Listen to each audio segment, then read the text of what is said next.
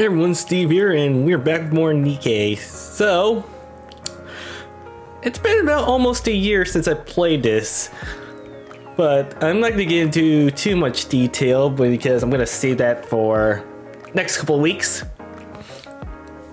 But basically, it was meant to be a one-off, but then again,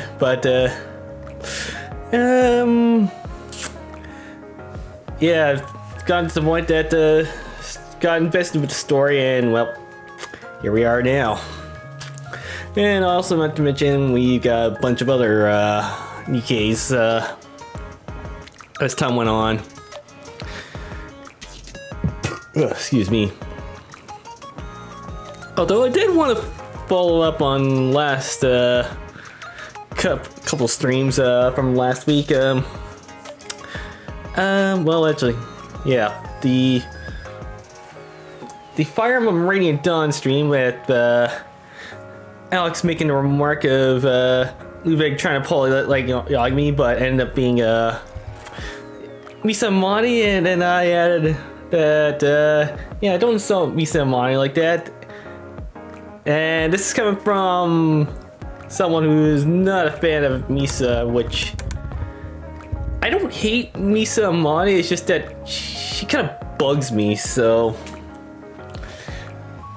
that's what it is. So, but it's neither here nor there. But yeah. So as for the Nikke one from last week, yeah, made some interesting discoveries that I didn't know until I just found out.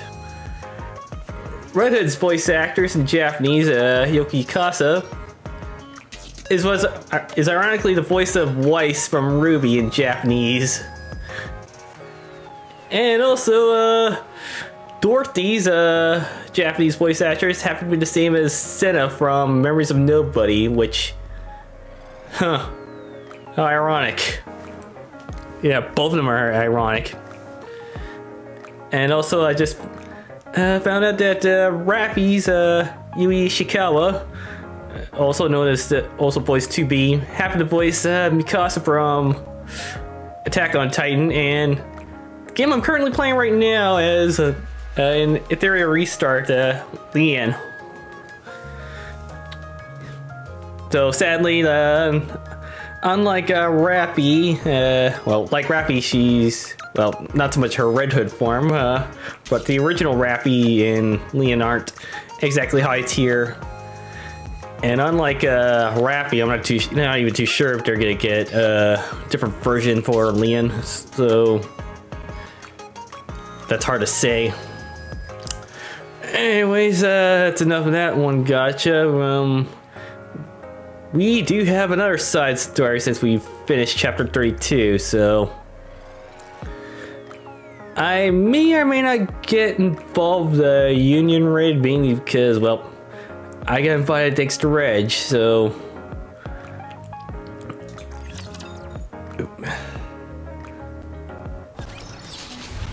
oh, actually that's the wrong one, but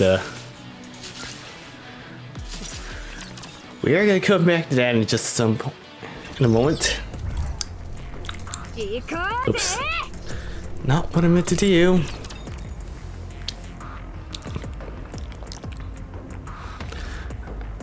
Unfortunately, I may have nerfed Red Hood and Crown a bit, but that's only because, well,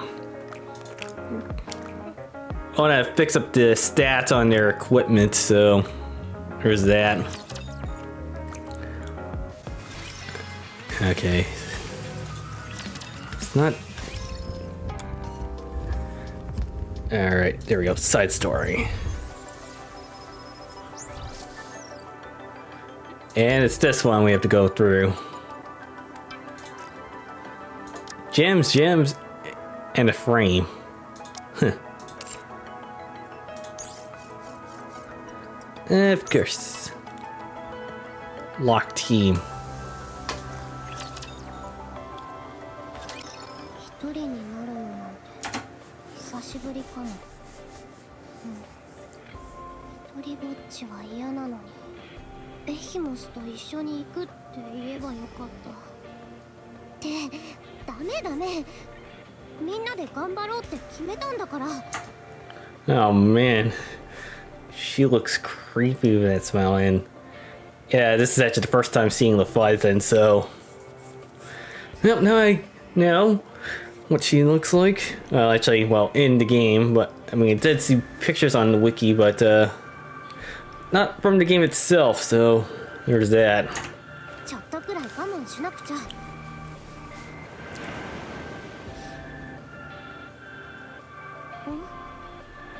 波の音？ああ、ここから海が近いんだっけ。海か。あの時も海だったな。 Flamengo listens to the sound of the waves and recalls past memories. Her body slowly sinks deeper. Surrounded by the frigid waters, she can feel herself beginning to suffocate. Suddenly, her survival instincts kick in, and her special power wraps itself around her. Her breathing stabilizes. Encased by a layer of bubbles, little Murray opens her eyes. Beyond the bubbles, a familiar oceanic landscape appears. In this cold, open sea, she survived once again.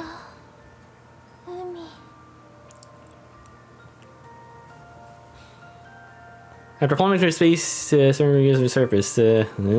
Despite searching for comrades, and now here she was, sinking to depths of sea yet again. Once again, her body was battered and scarred.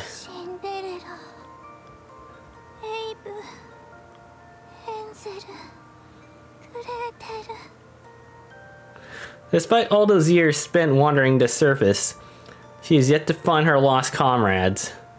She must rise again and find those whom she missed so dearly. She must resurface and use this foam to create bubbles. This time, she must find proof that they are still alive. In order to rise above the water's surface, she still lifts her body. Her body is practically immobile. The physical and mental toll of the past few years have taken its toll on her, making her body feel heavier than ever.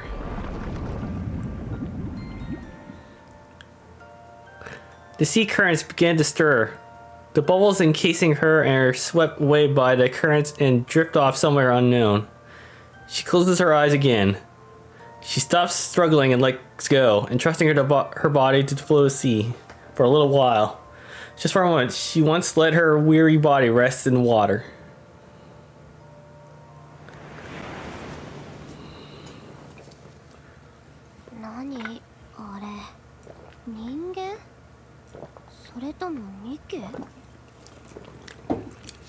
A girl covered in black water discovers someone who's been carried by the waves and washed ashore.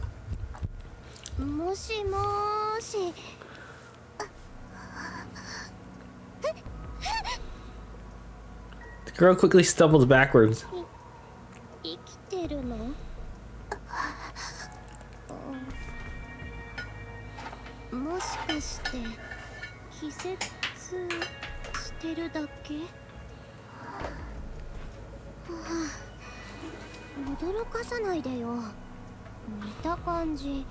Nikke みたいだけど、助けた方がいいのかな。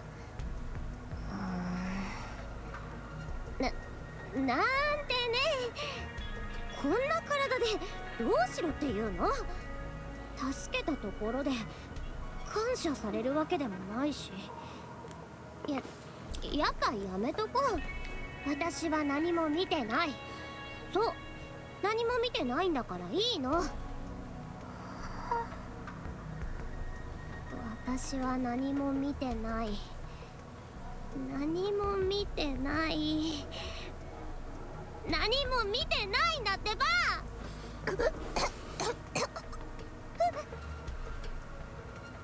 Little Mary opens her eyes.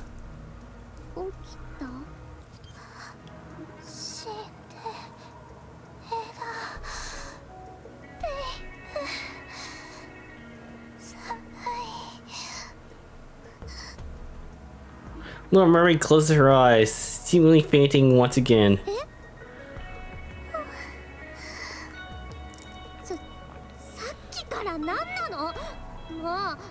ビビらせないでよ。はい。はい。Tears stream down from behind Little Mermaid's closed eyelids. なんで泣いてんのよ。そんなの見たら気になっちゃうじゃん。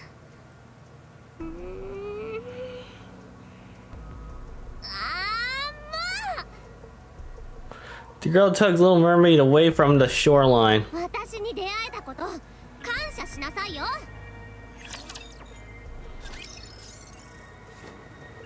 Huh. No picture. Okay. Weird.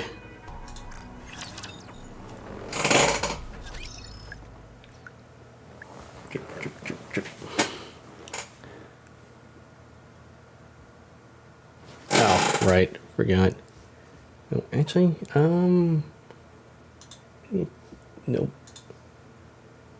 Or I need the answer. I actually forgot something. Nope. Everything seems open. Things hasn't been changed. Okay. Alright, continue on. The sound of water droplets falling. どうしよ Someone's voice can be う heard. けどあのままほっとくわけにもいかないし、なんで連れてきちゃったんだろう。 Dang it, why the prayers? I don't know. This is followed by the sound of what appears to be grumbling. Little Mermaid opens her eyes. She's been covered with a blanket and is inside some kind of cave which is being lit by a small lantern. ここは起きた Oof. Little Mermaid looks towards the noise. そこに誰かいるの。 Little Mermaid gets up. 動かないで。こっちに来ないで。そのままじっとしてて。 Little Mermaid stops. そうそのまま動かないで。あなたは誰。そんなこと知ってどうするの。私を助けてくれたの。そうよ。顔を見せてくれる。私の顔を見てどうするのよ。元気になったならさっさと出てって。でもじゃない。私が誰なのか分かってるの。 The girl reveals her face. She has red eyes. これはね、ヘレティックの証なの。ヘレティック。分かってる？ものすごく怖い人類の敵なの。ニケなんて相手にもならないんだから。だからこっちに来ないで。 A purple blur flashes by the girl's cheeks.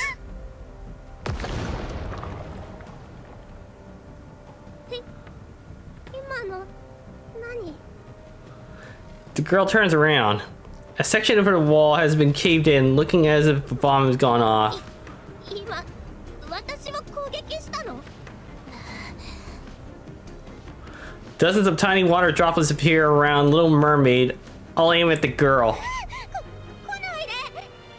動くな。 Oh. Girl's body remains motionless, as if frozen in ice. 動けない。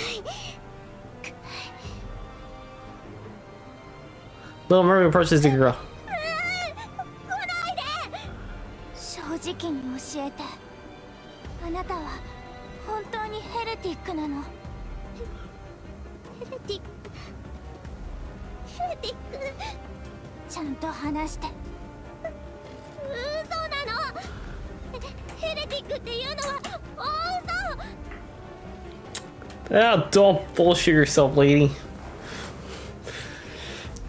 I mean, you're seeing what I saw earlier. That's pretty much a dead giveaway.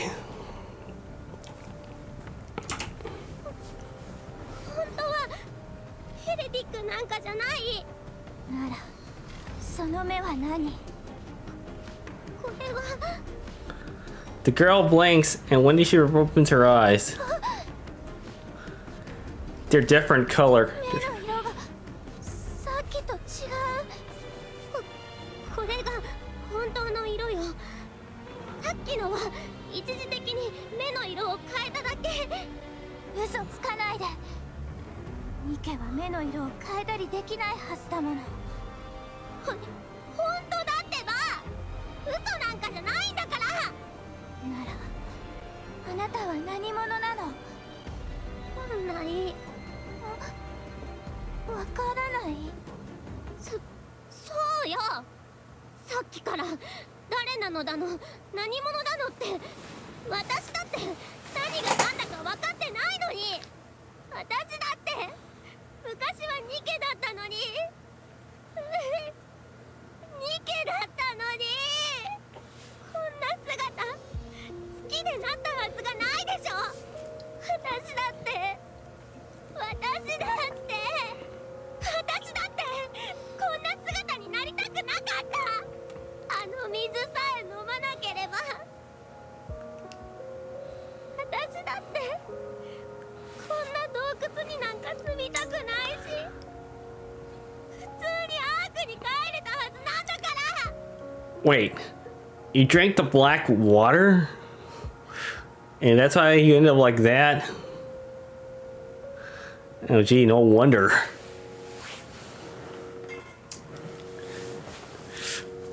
I mean, it sucks, but that's what happens, so... 私ばっかりこんな目に遭わなきゃいけないの。どうして私だけ。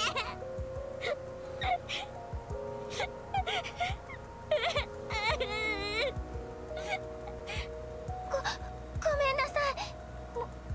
もう動いてもいいから。 The girl plops on the ground. ごめんなさい。私が悪か。 Little Mermaid offers the girl's hand. Girl scurries along the ground and hides deeper in the recesses of the cave. 二度と目を赤くなんてしないから。私はただあんたを助けただけで他には何もしてないから。ヘレティックっていうのも嘘だから。だから殺さないで。あ、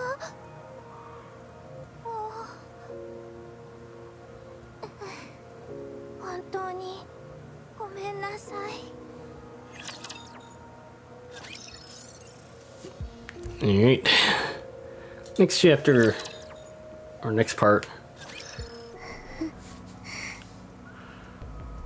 Oh, right. Little Mermaid glances deep inside the cave where the girl is hiding. Beyond the lantern's reach, cloaked in deep shadow, the girl lies curled up in a ball, her head buried in between her knees. 寒くないの？ここにある毛布使う。ごめん。こういう時どうすればいいのかな。 Little Mermaid recalls one of the halcyon days of her past. セイレン、ここで何をしているんだ？なぜこんなところに座っている？何か悪いことでもしたのか？ Little Mermaid nods. 誰に悪いことをしたんだ？ヘレンゼルとグレーテル。叩いたりでもしたのか？ Little Mermaid shakes her head. 違うのか？なら何をしたんだ？まさか言霊を使ったのか？本当に？でもわざとじゃなくて。そうか。それでなんて言ったんだ？怒らないから言ってみろ。動かないでって言ったの。どうしてそう言ったんだ。何か理由があるんだろう。急にくすぐられたからやめてほしくて。まったくあいつらは。そうしたら怖がっちゃって隠れて出てこなくなったの。事情は分かった。自分たちから先にちょっかいを出しておいて、頭が痛い。Huh. Not exactly what she said. Although, given what I learned in Little Mermaid's event that would happen months ago, I can't remember, but yeah. Chances are, we're not gonna get Hansel and Gretel for quite a while, if not ever. So.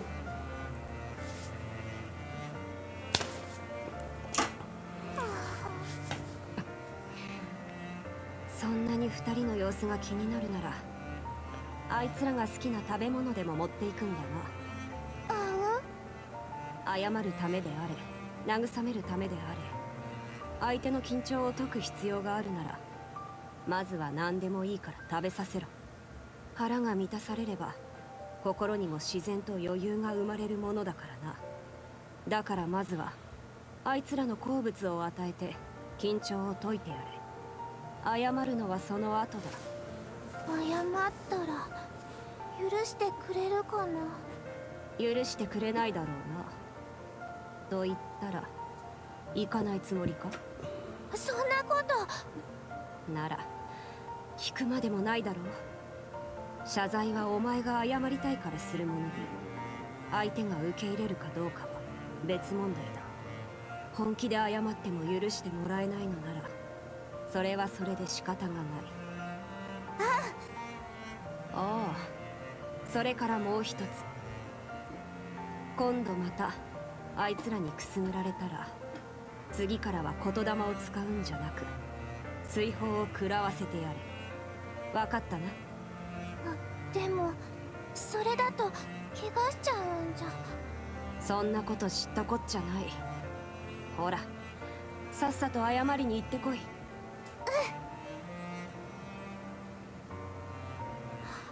そうだ、食べ物。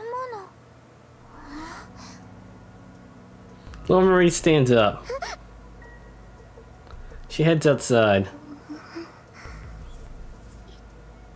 行っちゃったのかな。おーい。 Silence. It's deafening. The girl cautiously creeps over where Little Mermaid has been standing. だみたい。よかった。本当にいない。Girl sits on the ground. 死ぬかと思った。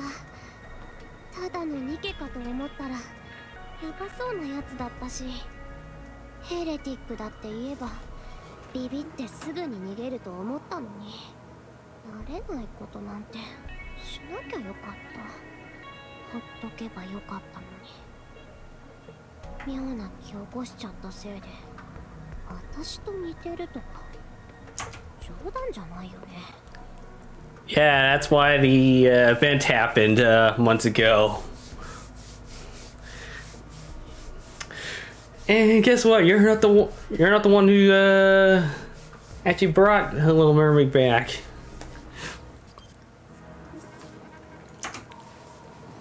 The girl looks at the spot where Little Mermaid has been sitting.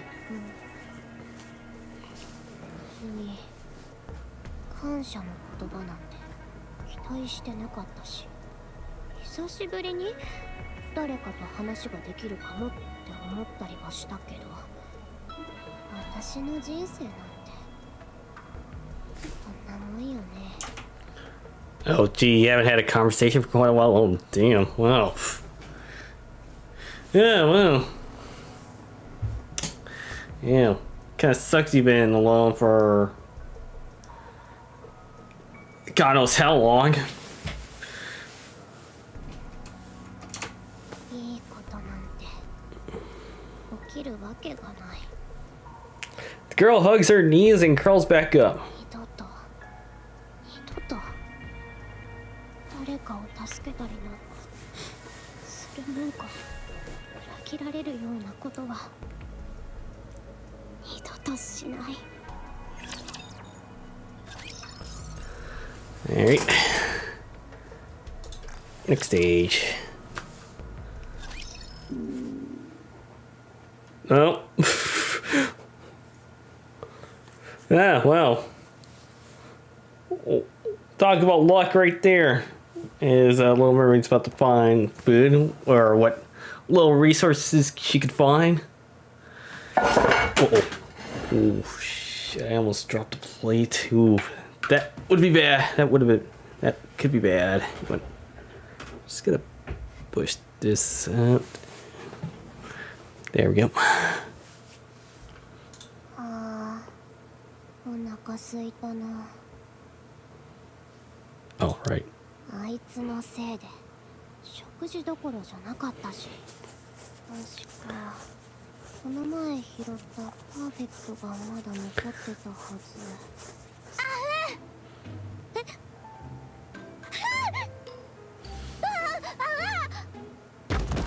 Oof! The girl hurriedly scuttles back inside the cave. なんで戻ってきたのよ。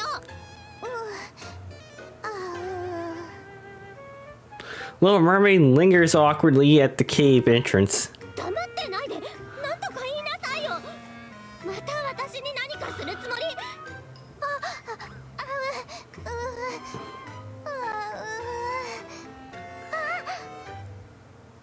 Little Mermaid reaches out her hand. 何を。 A drop of something falls from the tip of Little Mermaid's hand. 何これ。グミ。 Jelly, gummy, what? The purple droplet lands on the ground and the droplet stops directly in front of the girl. あれ。 She covers her head in fear and shrinks back. 何。 Wobble. 何もしてこない。何よこれ。 Girl pokes the droplet. この感触。 Poke, poke. Wobble, wobble, wobble. か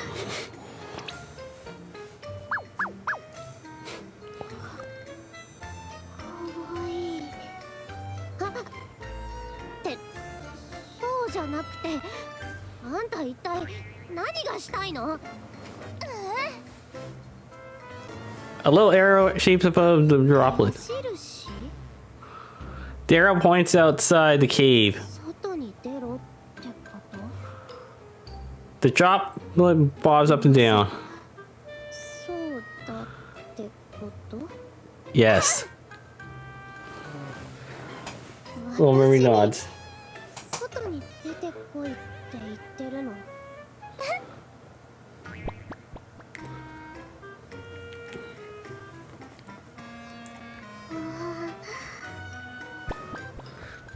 Wins.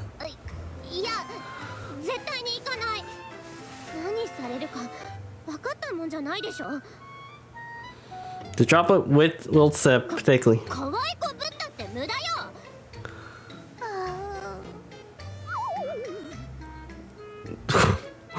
Droplet melts into a puddle which began to expand. 急にどうしたのよ。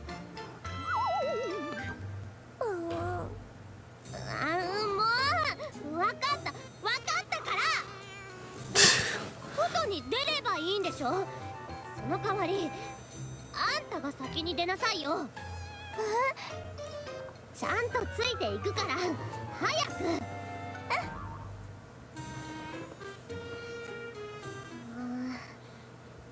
どうしてそこまで外に連れ出したんだろう。Ugh, where's the head? Ugh. The girl looks ahead. Up ahead, a bonfire flickers on the beach. あんた正気ラプチャーが来たらどうすんのよ。Little Mermaid punches the air. 戦えばいいって言ってんの。その自信一体どこから来るのよ。 Little Mermaid sits down in front of the bonfire. She gestures towards the girl. 遠慮しとく。近くに行ったらまた何かされるかもしんないでしょ。外に出てきてあげたんだから、それで十分でしょ。Little Mermaid picks up the grilled fish that had apparently been placed near the fire earlier. 何それ。Nom nom nom nom. 食べれるの？いらない。毒でも入ってたらどうすんのよ。正直お腹は空いてるけど、今は我慢。Yeah, better just eat.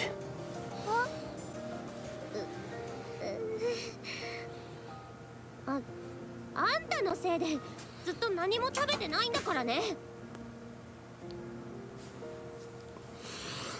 Oh my god. Come on. Just do it already.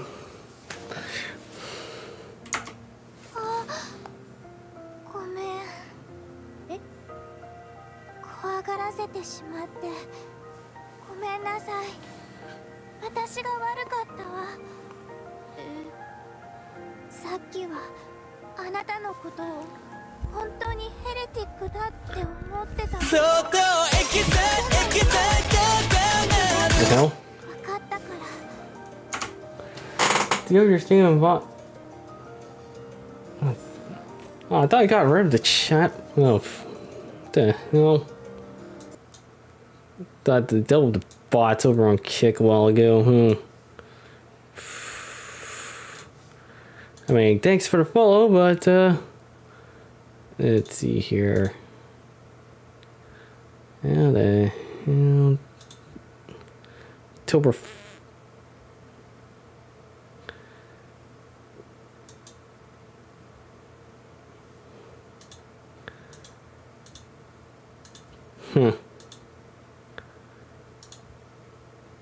Interesting. Okay, I guess it got past the restrictions. Okay, well, that's just weird. Alright.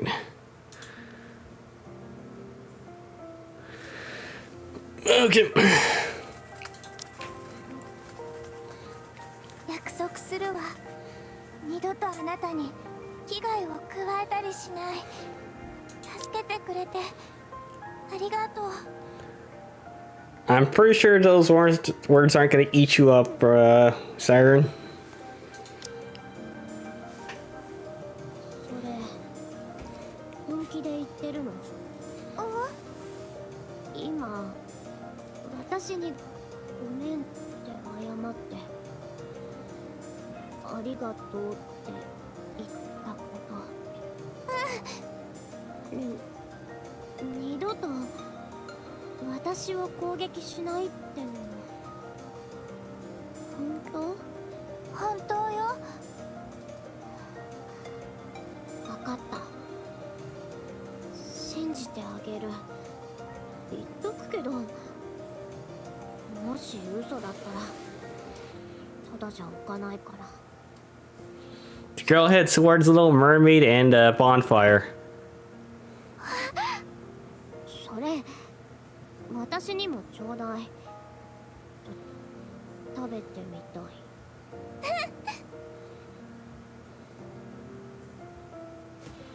Earlier sounds. いい笑顔。なんでもない。 Girl picks up the grilled fish. へえ、よく焼けてるじゃん。 Nom nom nom nom.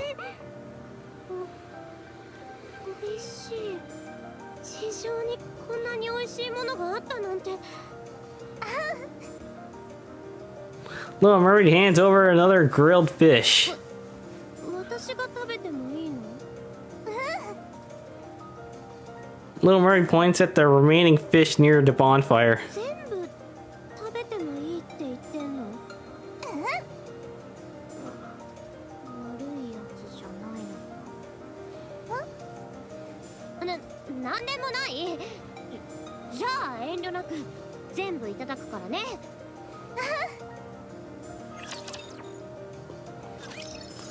Alright. Just one more chapter after that one, and then we're at the second part.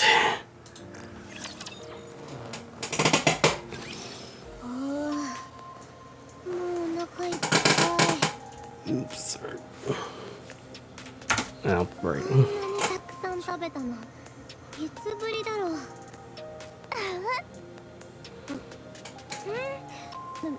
なかなか美味しかったんじゃない？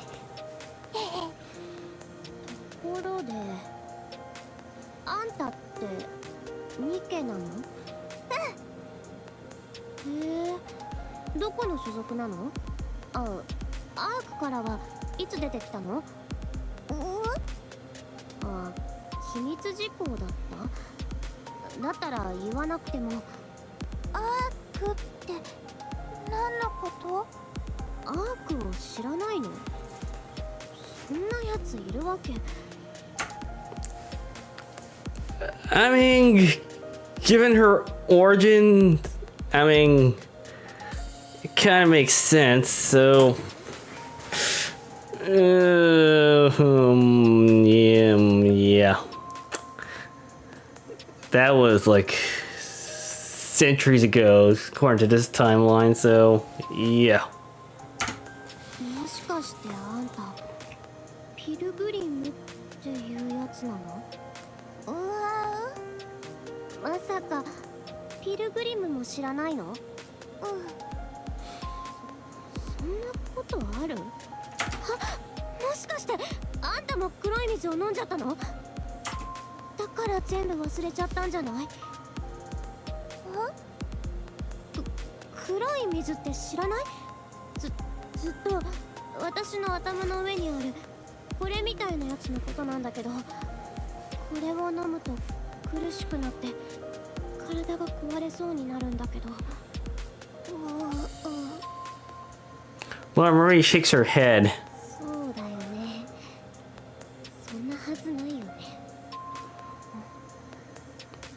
じゃあさ、名前はなんていうの？セイレーム。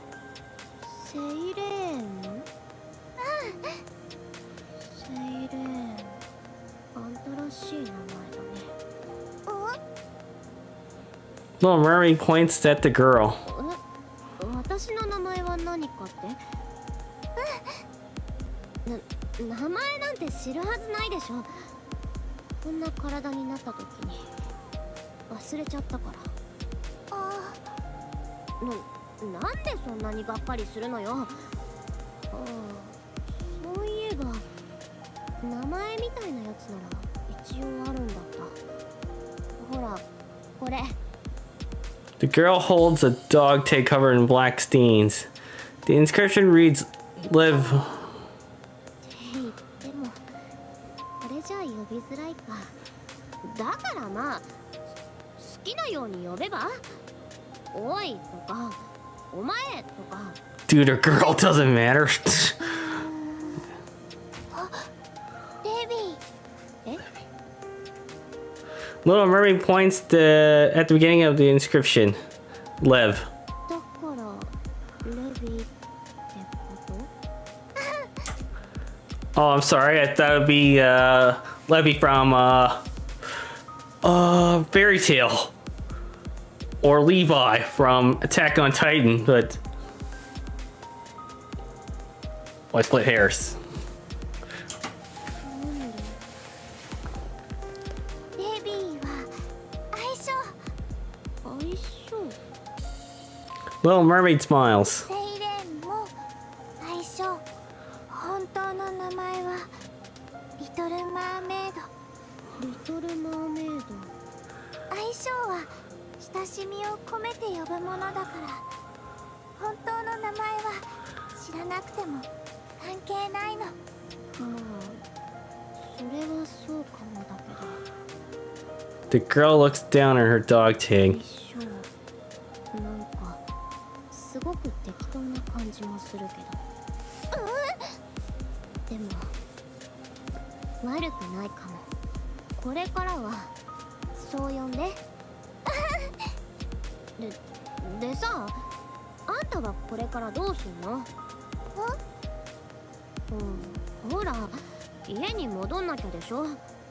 あんたにだって帰る場所があるはずだし、いつまでもここにいるわけにもいかないんじゃないの？ない。え？家なくなっちゃったの。だから仲間を探さなくちゃ。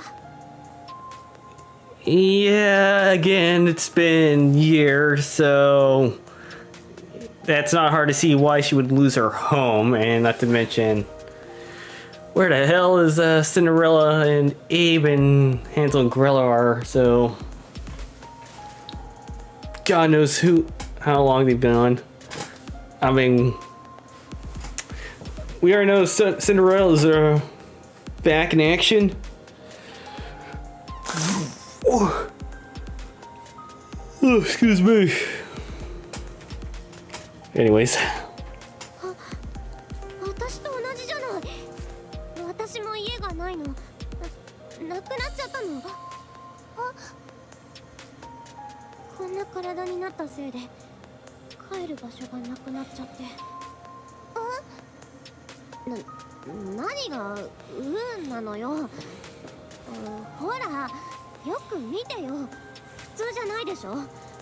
黒い液体がドロドロ流れてるし、どう見ても化け物って表現が正しいと思わない？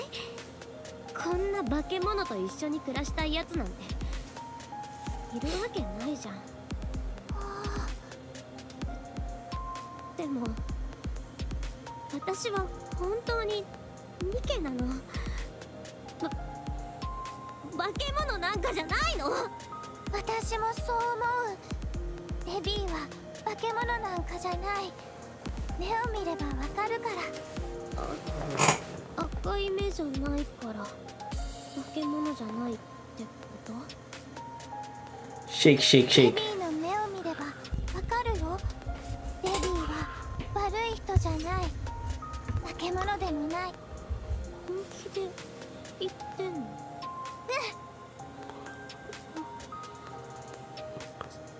じゃあ私と一緒にここで暮らせる？戻る場所がないんだったら私と一緒に暮らすのはどうって言ってるの？洞窟の中って結構広いし、布団とかも貸してあげるから。だから私と一緒にいてくれる？ごめん。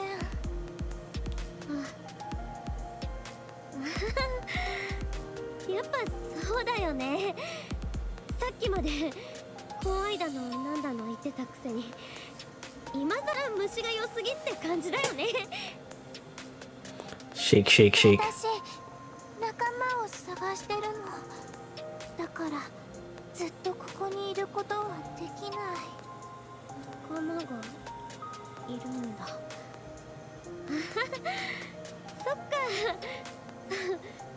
それなら仕方ないよね。じゃあ早く探しに行かなきゃ。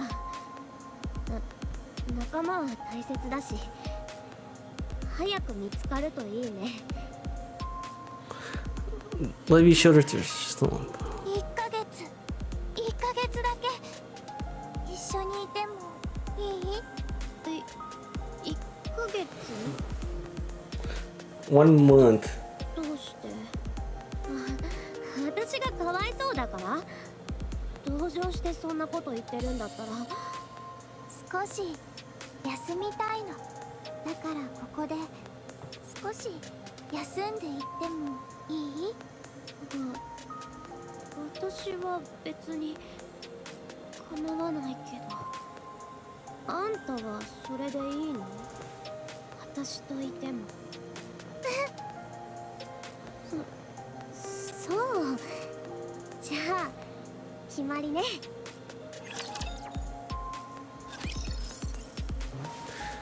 Alright. That's one down and nope.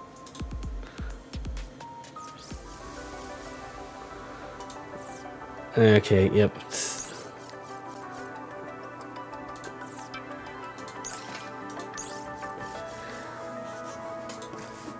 Oh, we got that. Then another. And then we're gonna get to the.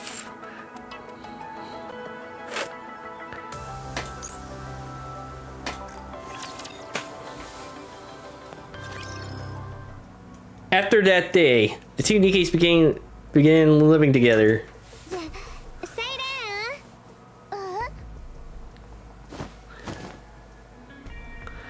Levy piles up with several blankets on the floor of the cave.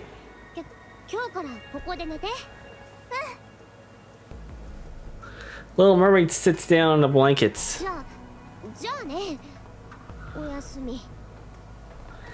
Levy lies down directly on the ground. 何か問題でも？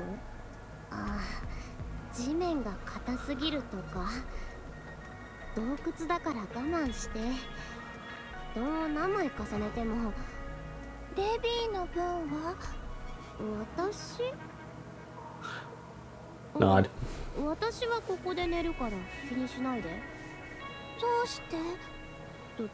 どうしてって当たり前でしょ。一緒に寝たらあんたがよく眠れないでしょ。布団に黒い液体もついちゃうし。I mean, she has a point there, so. あ、そうそう。その布団だけど一回も使ったことないから安心して。黒い液体なんてついてないから。Shake, shake. 何が言いたいのよ。一緒に寝よう。いいってば。あんた一人で寝て。私は一人じゃないとよく眠れないの。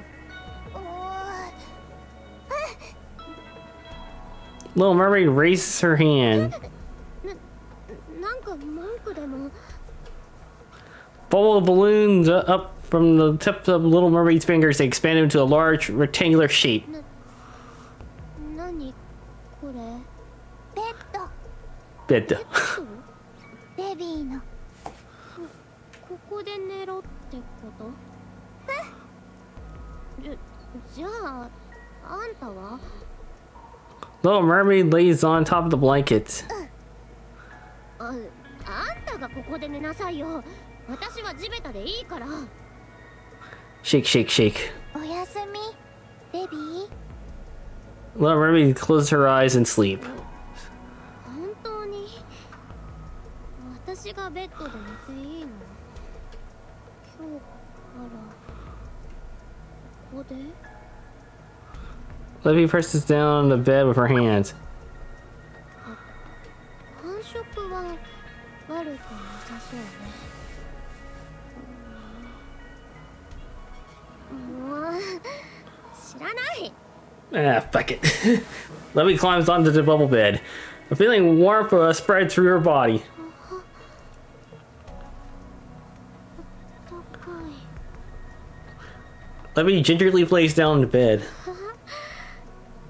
ふわふわしてて気持ちいい。ありがとう。おやすみ、セイレン。Not bad for fucking bubbles! これよかったら食べて。 Levy hands over a can and spoon. 布団を探しに空き家に行った時に見つけたの。 Excuse me. 賞味期限もまだ残ってると思う。多分だけどね。ベビーの分は？私はお腹空いてんな。 You were saying?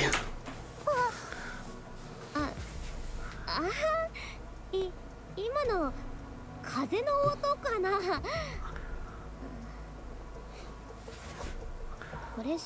残ってないの。 Rip. だからあんたが食べて。Little Mermaid stands up. 魚？まさか今から捕まえに行くつもり？ Little Mermaid heads outside. ちょっと待って、私も行く。Na na na na na na na na fishing. Na na na na na na na fishing. まさかまたこれを食べられるなんてね。Levy takes a big bite of the grilled fish. おいしい。ねえ、聞きたいことがあるんだけど、最初はよく喋ってたのに、どうして急にちゃんと喋らなくなったの？私と喋りたくないとか？ Shake, shake, shake. 違うの？じゃあどうして？私の言葉は少し間違えると言霊になるから。言霊？もしかしてあの時私を動けなくしたあれのこと？それってあんたの意志とは関係なくそうなっちゃうの？また言霊になっちゃったら困るから、だから喋りたくないってこと？ Nod. そっか。だからずっとそうやって。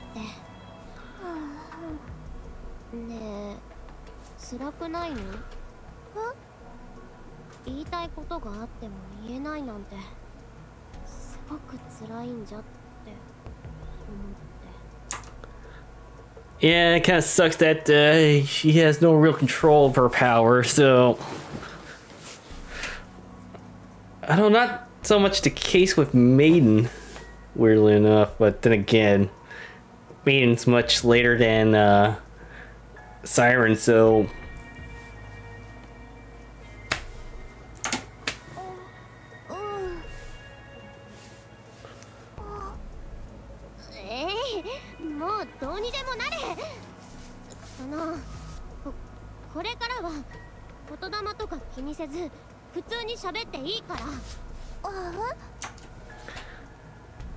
Yeah, I'm pretty sure there's more than just say, just talk. Oh, man.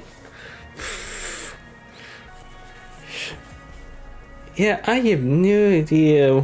Well, this isn't the first problem with the lost in translation issue. 私なら大丈夫だから安心して喋って、もう怯えなくていいってこと。レビー、大丈夫なの？当然でしょ。本当にいいの？何度も同じこと言わせないで。聞いてるこっちがもどかしくなるから、これからは普通に喋ってよ。私もこっちの方が気が楽だし。ありがとう、レビー。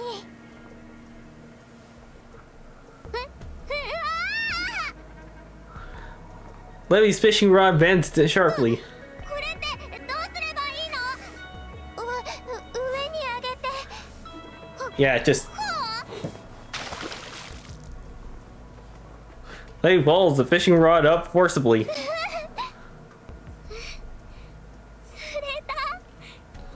ちゃった。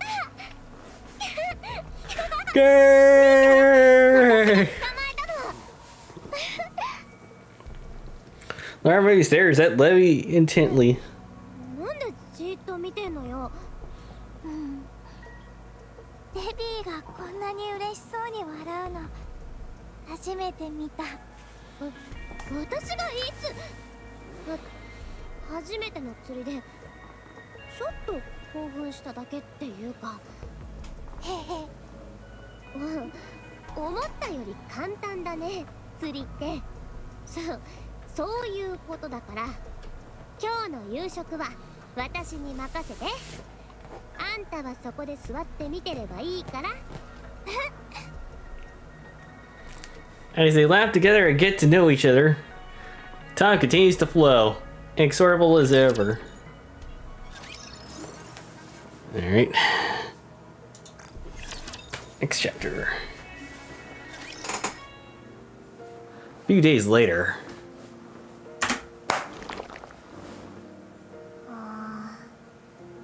この黒い水いつになったら消えるんだろう。もううんざり。 Levy wipes the black liquid off the floor. デビー、それどうしてそうなったの？何よ急に。気になったの。ちょっとしたアクシデントがあってね。 I already referred you to my previous statement of you drinking that black water, which resulted in that, so... Yeah, maybe you should have done that. って何よ。間違って飲んじゃったの。何を間違って飲んじゃったの？黒い水。あほら、頭から流れてくるやつ。これと同じものを飲んだ次の日からこんな風になっちゃったの。何よその目は。デビー、何でもかんでも飲んじゃダメ。 Yeah, exactly what I said earlier. You know, this is the second week in a row where the game is like agreeing with me or saying exactly what I'm saying, so... What the hell? でないとお腹を壊しちゃうよ。私だって飲みたくて飲んだんじゃないってば。ちょっと溺れた時に間違って飲んじゃっただけなんだから。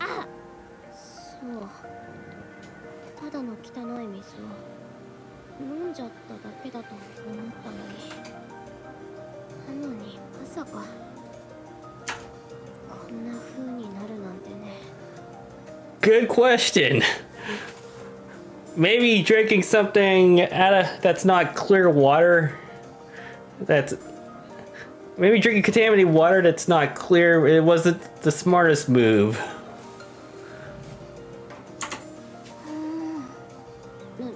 なんであんたが深刻そうな顔してんのよ。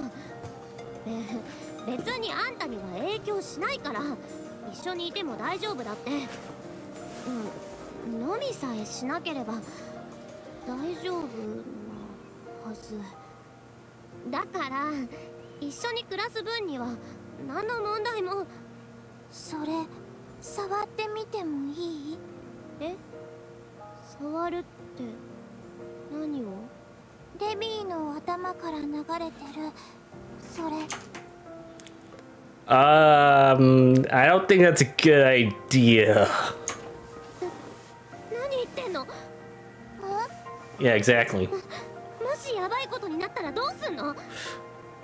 地面に落ちたやつなら他のニケたちが触ってもなんともなかったから大丈夫だとは思うけど、でも私の体のやつを直接触ったニケはいないからどうなるかわかんないんだよ。もしやばいことになったら。大丈夫、何も起こらないはず。でももしあんたに触ってみるね。Well, Mermaid touches the black liquid covering Livy's head. Well, Mermaid closely examines the black liquid. 金属みたいね。液体気。今なんて？動かない。何がよ。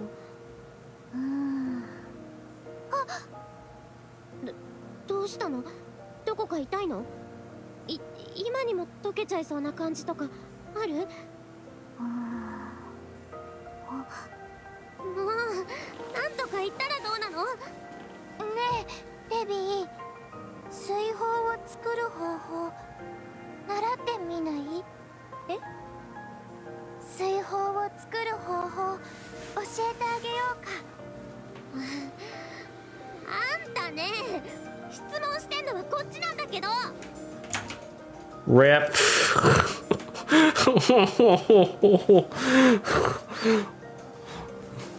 I don't know how long ago was that, but oof.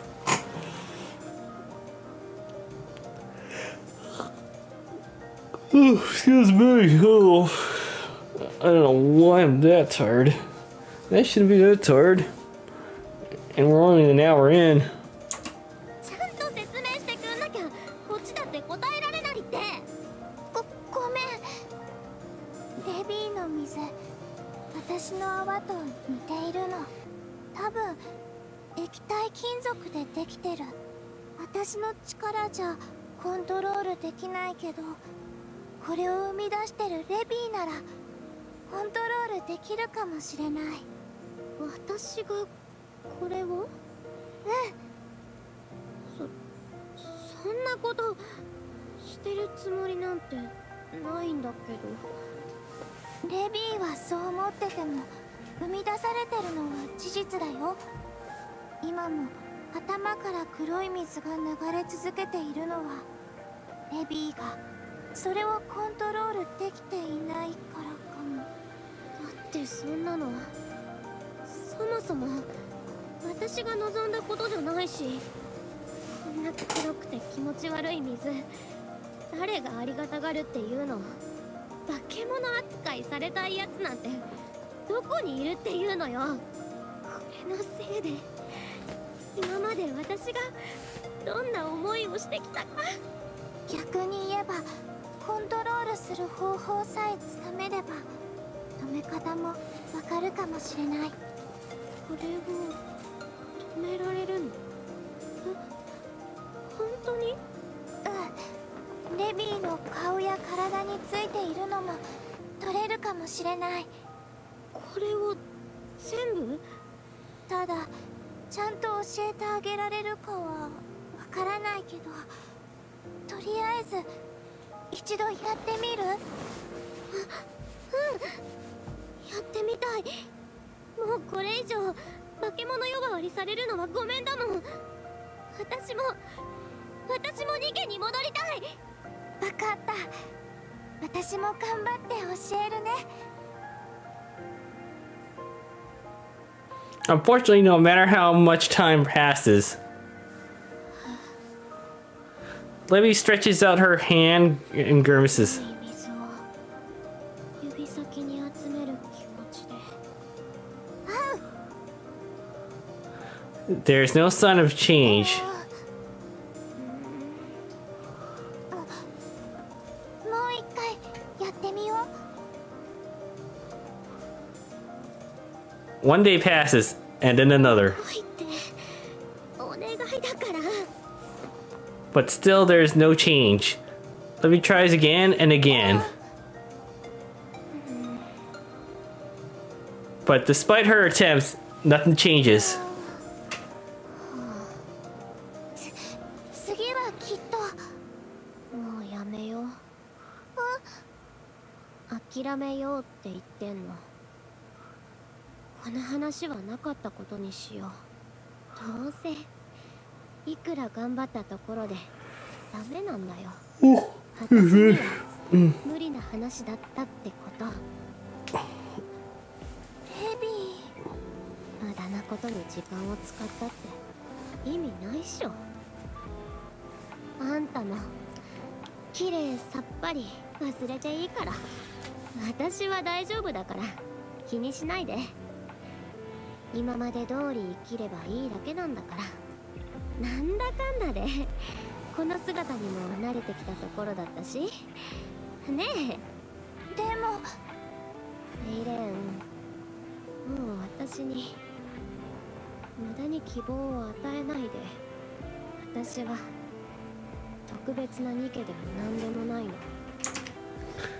誰が見ても無理な話なの。Of course you're not special. Okay, sarcasm aside, but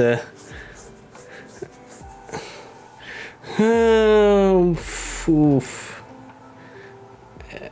I mean, again, given how she first appears, or when I first see her at the very beginning, yeah, this is gonna go well.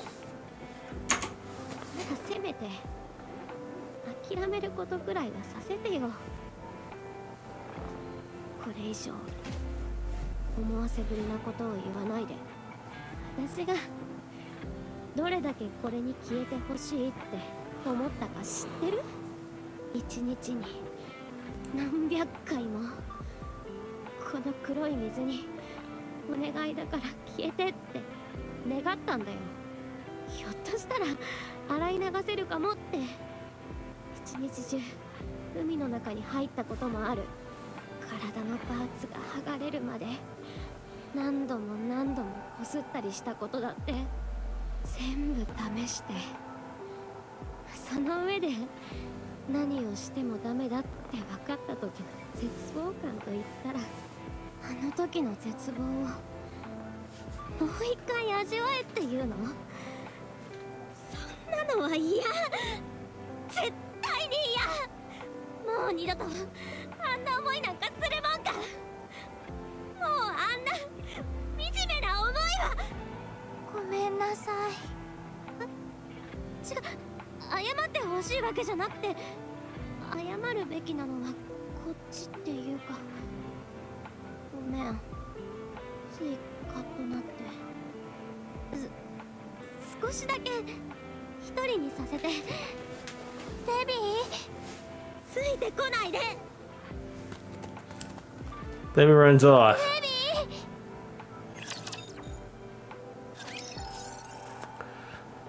Alright, I'll be right back.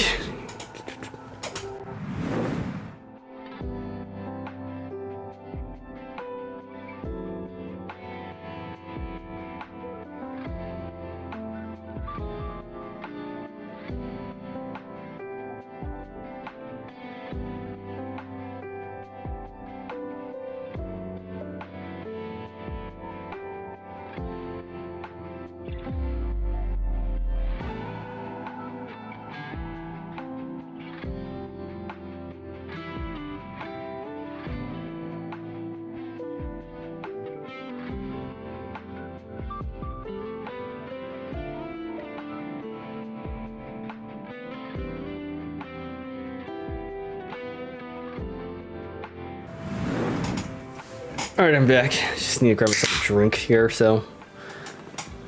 I don't know. Drinking Coke's gonna make me stay awake or make myself worse, so who knows.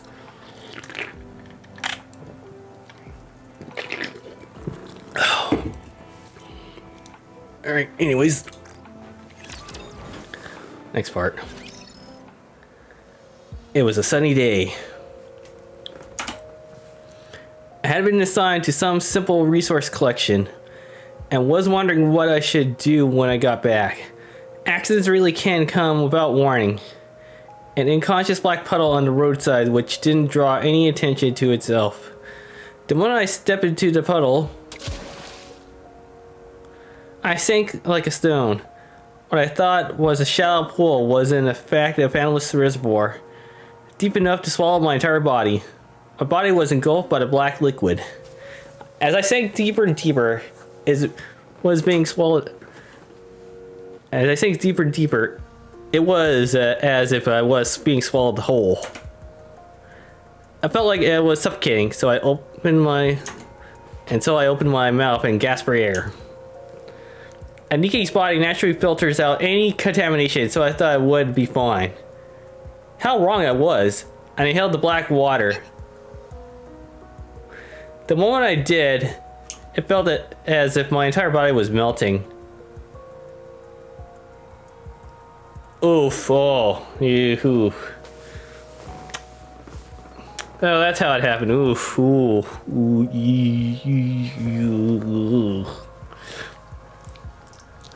that's not good. Oof.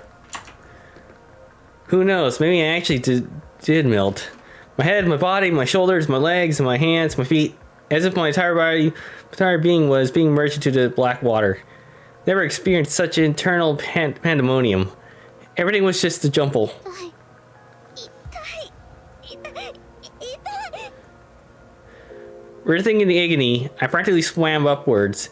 As it flailed, I extended my hand upwards, desperately grasping at anything I could. I managed to pull myself out of the water.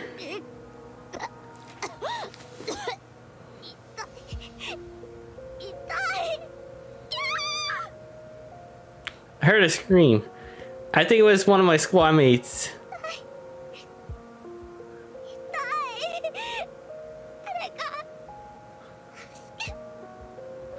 I locked eyes with one of my squad mates.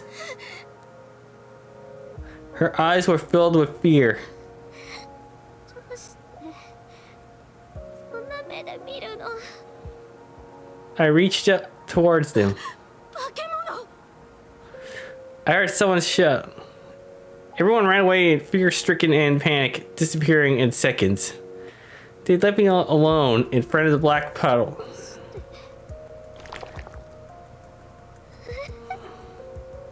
I felt something dripping from my forehead and wiped it with my hand. Holding back my hand, I could see it was black. I started to panic and practically wiped it, whatever it was that was dripping from my head. No matter how much I tried to wipe it away, my hand kept coming back blackened. I couldn't even tell which part of me needed to cleaning, so I looked back at the puddle. Reflecting back at me was the face of someone I didn't recognize.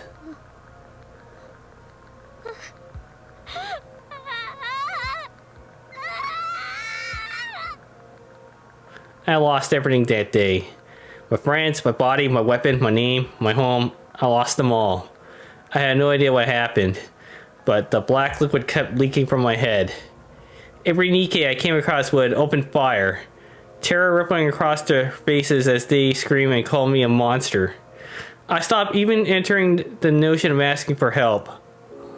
On the occasions when I ran into skilled Nikke squads, they nearly killed me. Despite all this, I wanted to live. I wanted to survive. So I started summoning raptors to distract the Nikkes. When I encountered Nikkes who proceeded to pursue me relentlessly, 死ね化け物めやめて殺さないで that was when I realized I can make my eyes glow red. あの目もしかしてヘレティック今頃気づいたのそう私はヘレティックなのそんなはずは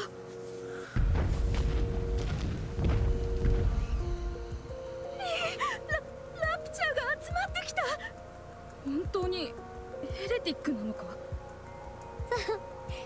そうよそいつらも全部私が呼び寄せたんだから早く逃げないと Raptors would appear right on cue, as if I watched the Nikkes run away in terror. I began to wonder if I'd really turn into a heretic after all. But other than being able to make my eyes go red when I wanted, I didn't develop any other abilities, so I kept running away. Again and again, I would make a desperate escape, until one day I found a hidden cave near the beach where no one could come. It was dark and scary inside, so I picked up a small lantern and kept it on all day. I felt so cold and alone. I rubbed my palms together, curled up in a ball, and wrapped myself with layers of blankets I scavenged from elsewhere. No matter what I did, I couldn't chase away the cold. Then I met Siren.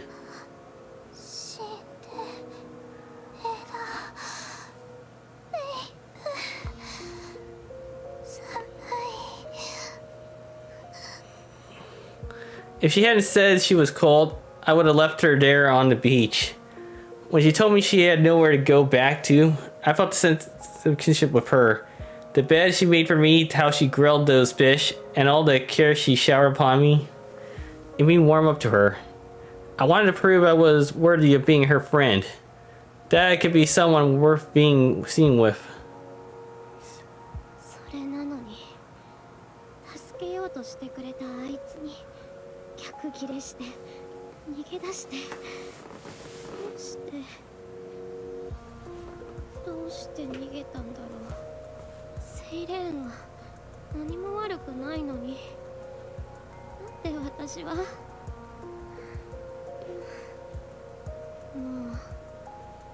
私のことが嫌いになっちゃったか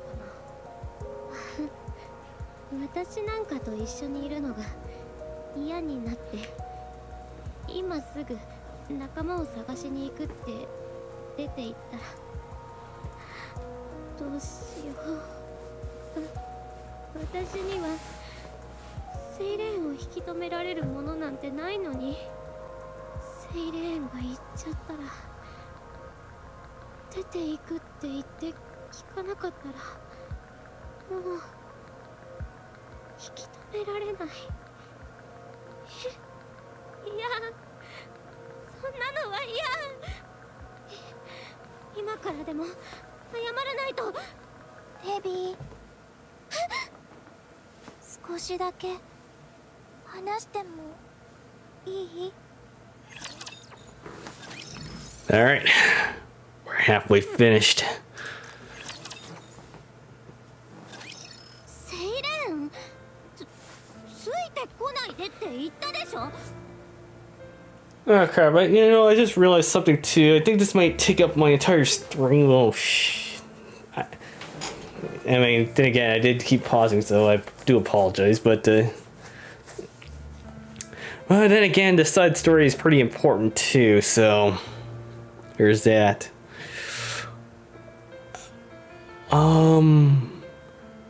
Actually, come to think of it too, the last couple of side stories did almost took up the entire stream, so yeah, that's not really surprising. 私のことはほっといて一人にして。一人で泣いてるんじゃないかって思って。はそんなわけ。 I'm not crying! I'm sorry. I just can't help it. I had to remember watching Final Fantasy VII Advent Children with Laws crying, and then I'd just mock him.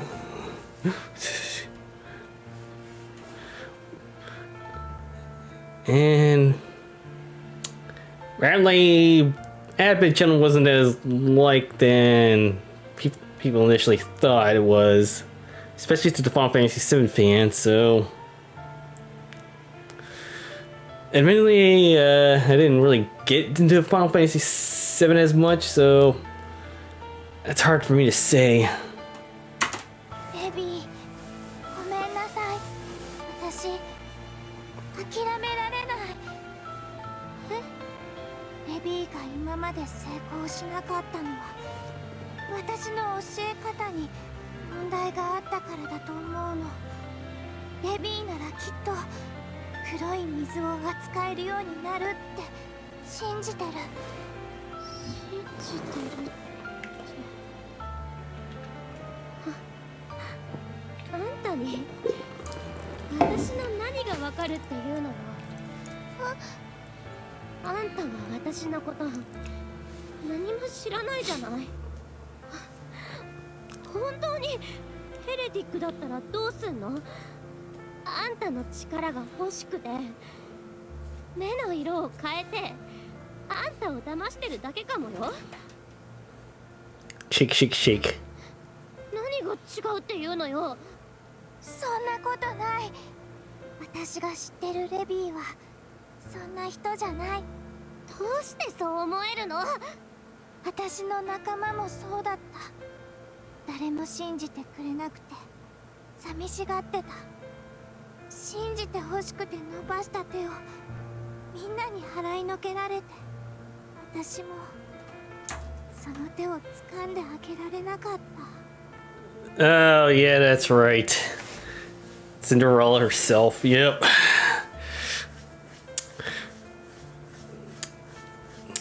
Yeah, Again, did not want to give away too much with Old Tales, so you have to play that yourselves.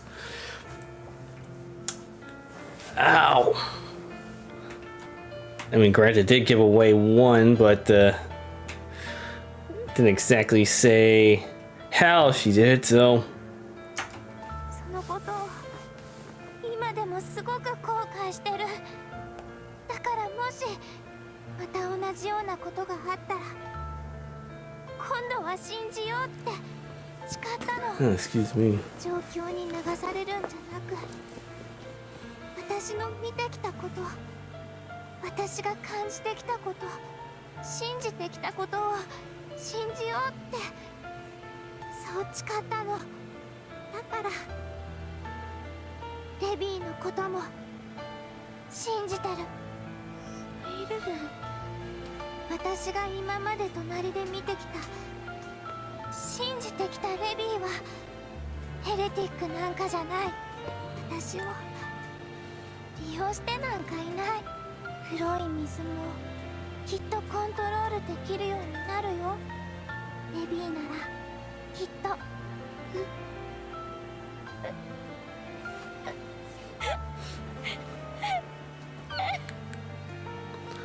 Libby hurriedly covers her eyes. レビー、こっち見ないで。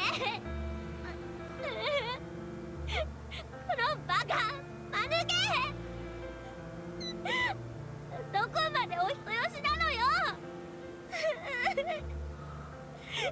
そんなんじゃ一生損ばっかするわよ。へへじゃないわよ、このおバカ。 Libby stares at Little Mermaid. ごめん、一人で怒って意地張っちゃって、やる前から怖がって諦めて。うんうん、いいの。裏切ったりしない。そんなこと絶対にしないから。 Yeah, somehow I'm gonna have to remember this for later. だから私がまた何かやらかしたり失敗したりして、私のこと信じてて諦めないでいて。諦めない。レビーのこと信じてる。ありがとう。 Alright, one more chapter, then the final part. 何これ。 Libby stares at the enormous purple bubble that fills the cave. 水泡だよ。こんなの見ればわかるってば。もう一度教えてくれるって話だったでしょ。で、こんなでかい泡なんか用意してどうするつもりなの？この中に入って教えてあげる。この中に入る？誰が？私とレビーが。私が入ったら死んだりしない？ Shake, shake, shake. 入ったことならあるから大丈夫。宇宙から落ちた時この中にいたの。宇宙？あんたそんなとこまで行ってきたの？ただ2人で入ったことはなくて。でもきっと大丈夫。何よその曖昧な自信は。安全かどうか確信が持てなくて今まで試せずにいたけど、いくら考えても私はエイブみたいに上手に教えられる気がしないし、それなら私が持っている知識を直接見せるのがいいんじゃないかって思ったの。とりあえずこの中に入ればいいのね。 Nod. じゃあ先に行ってるね。先に行くってどこに？また後でね。 Little Mermaid enters the bubble. セイレン？本当に入っちゃったの？こうなったらもうやるしか。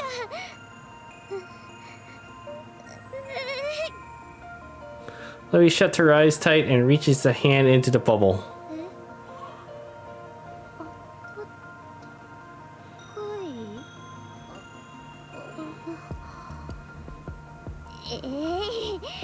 どうにでもなれ。 Yeah, bucket. Levy jumps into the bubble.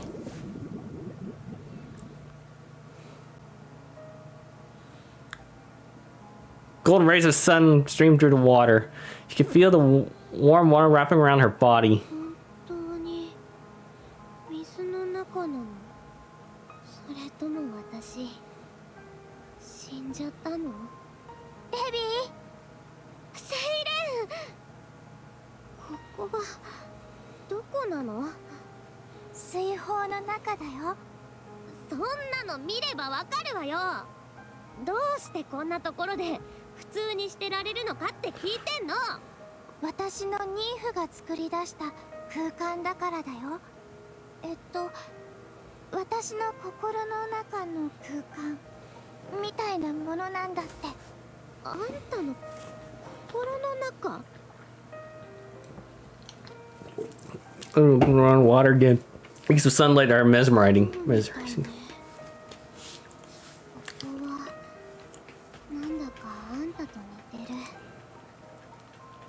綺麗で暖かくて。なんでもない。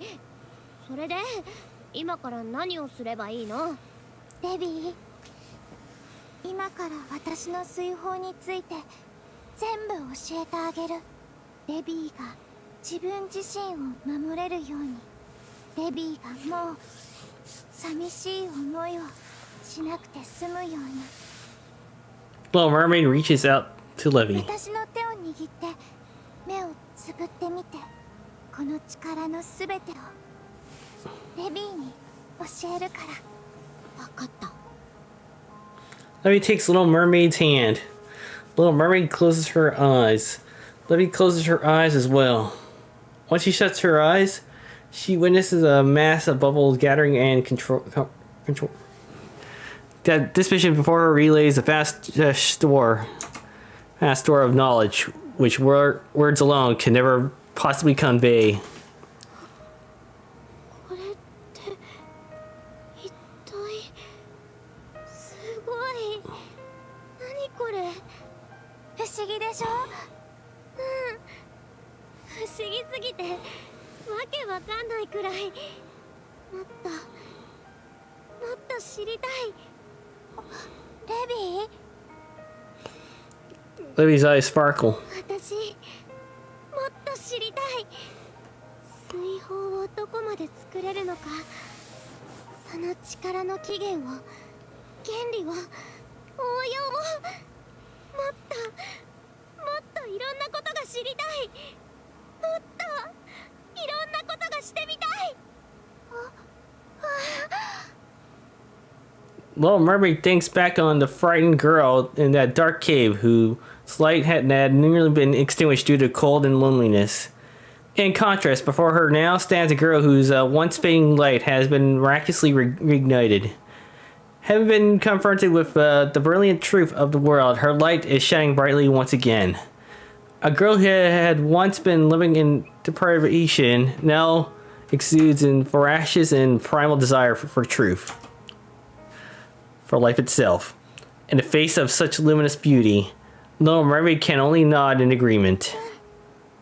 デビーに全部あげる。セイレン。 Little Mermaid takes Levy's hands again. デビーの人生がまた輝きますように。 Little Mermaid closes her eyes again, and Levy does the same. And she takes her hand. As she does, Levy sees the truth within the bubbles.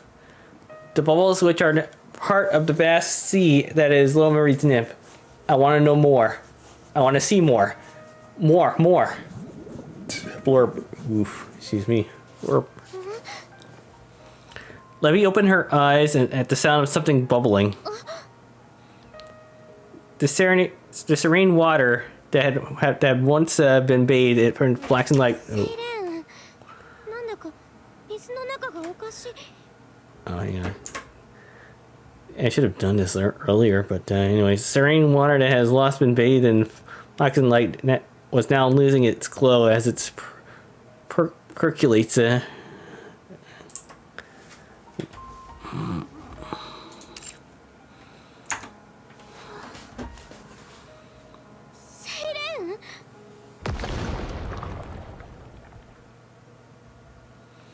bubbles explode with a thunderous roar.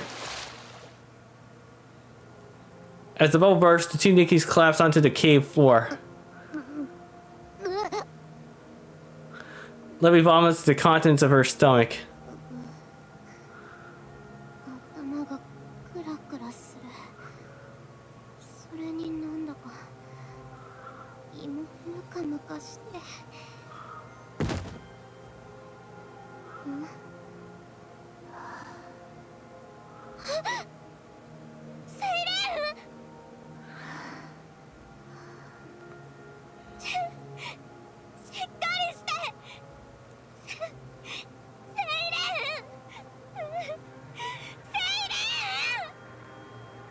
Levy crawls across the floor towards Siren, who has lost consciousness. She grabs the little mermaid's hand.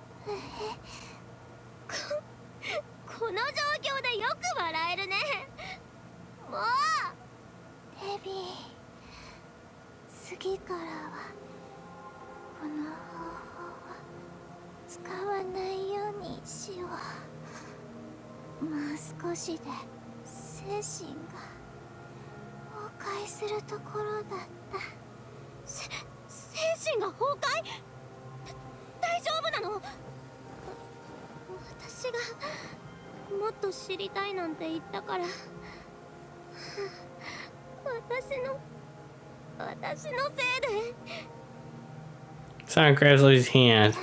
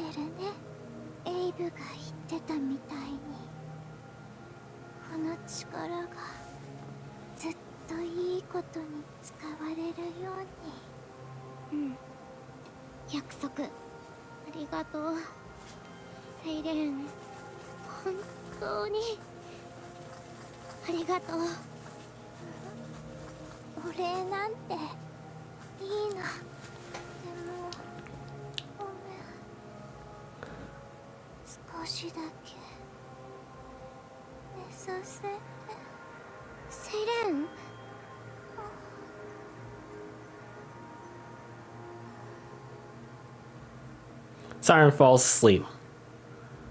息してる。ちゃんと聞こえる。よかった。本当によかった。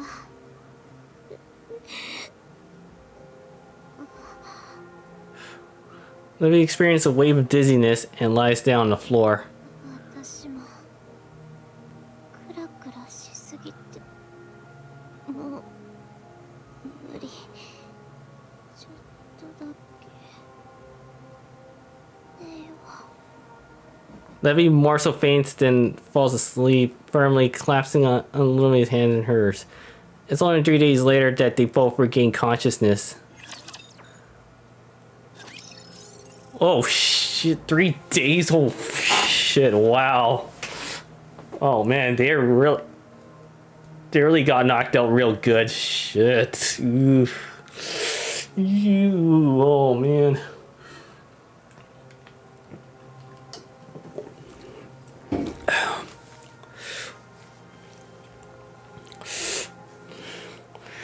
I mean, being knocked out like that for 3 days or probably more or less kind of sucks actually.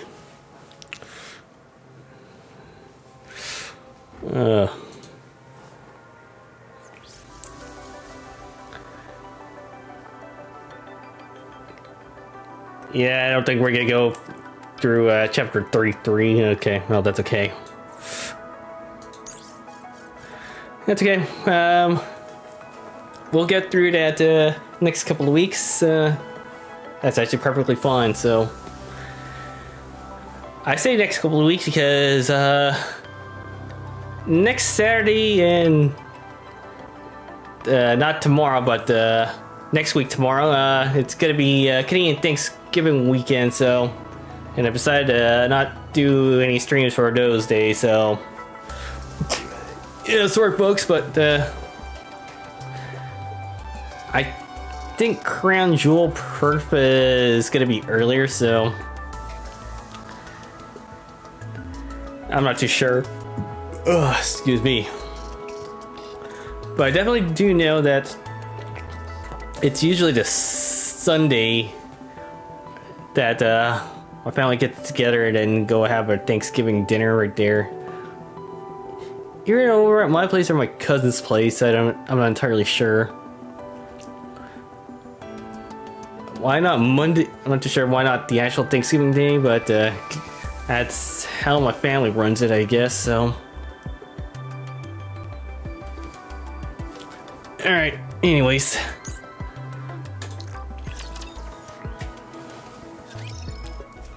after Levy and Little Mermaid get out of the bubble, some time passes. あれ以来すっかり落ちてこなくなったな。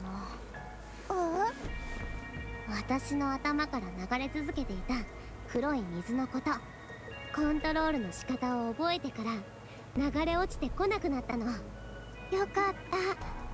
デビー、いつも気にしてたから。私がいつ？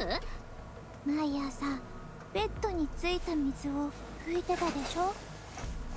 汚したくなさそうにしながら。どうしてそのことを？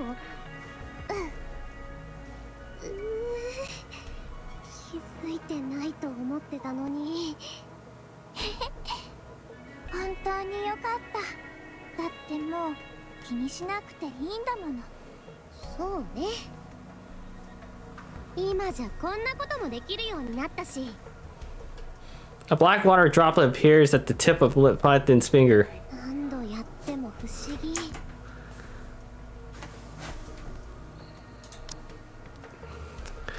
I'm not too sure if that was intentional or not. Kind of a weird slip up there, guys.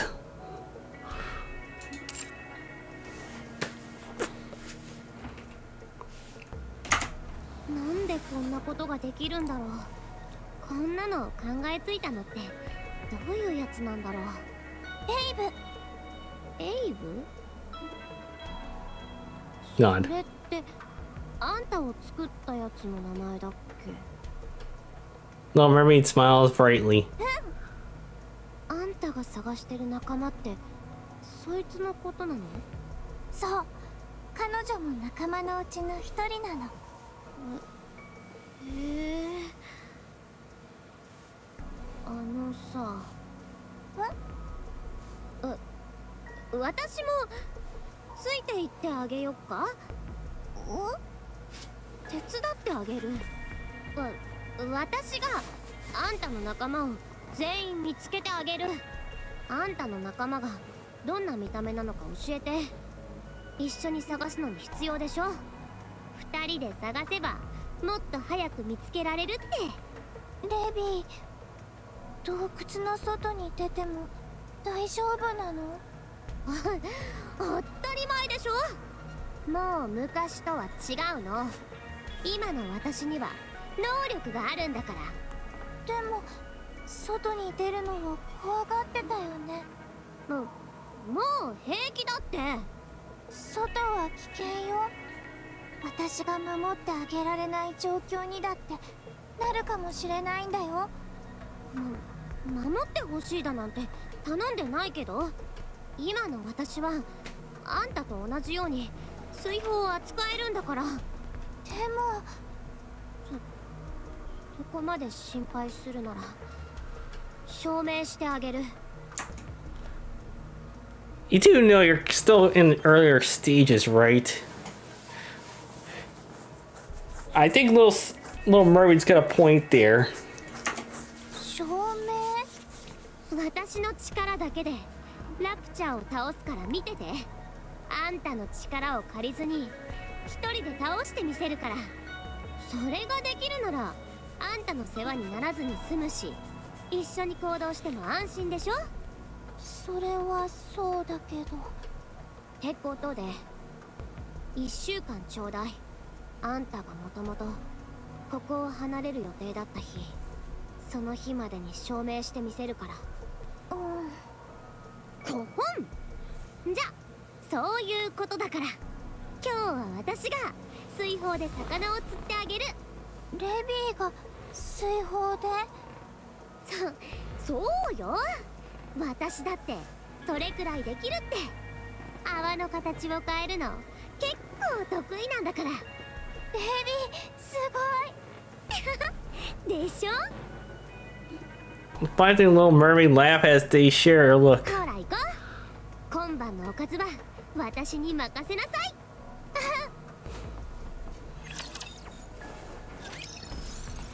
Alright, next chapter. 1 week later. Oh, I'm sorry. 1 week later. Oh shit, we're gonna fight. Levy nervously watches the approaching rapture. ターゲットを発見。ちゃんと見てなさいよ。今から私があれをボッコボコにしてくるから。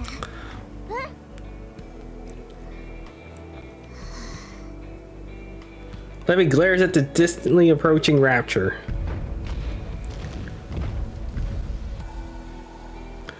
She reaches her hand out and aims toward the rapture.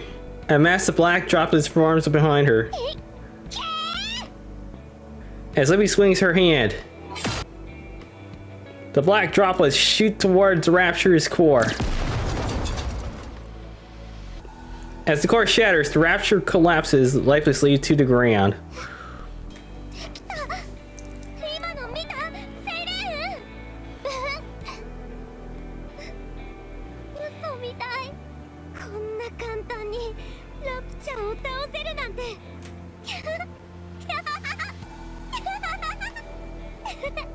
こんなにうまくいくって知ってたら記念写真でも撮ればよかったかも。ああ、無理してでも携帯用意しとくんだったな。レビー、すごいでしょ。だから私に任せてって言ったでしょ。これなら Excuse 一 me. 緒に行っても心配ないでしょ。 Nod. 一緒に行こう。本当？でもとか、いやか後になってそういうのはなしだからね。で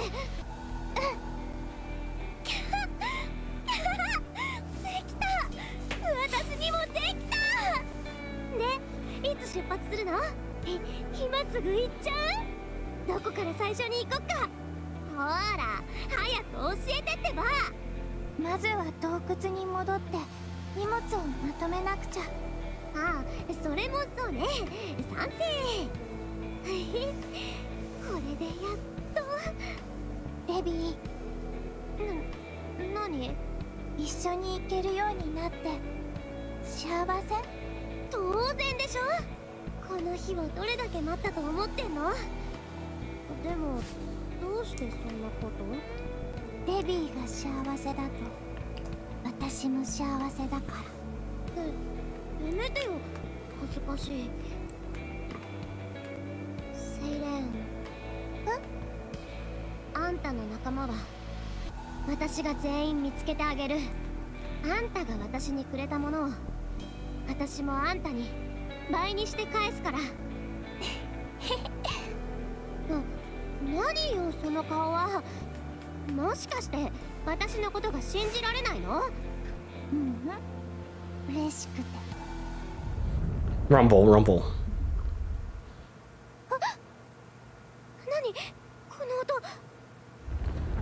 Rumble, rumble, rumble. A resounding roar, the ground begins to shake.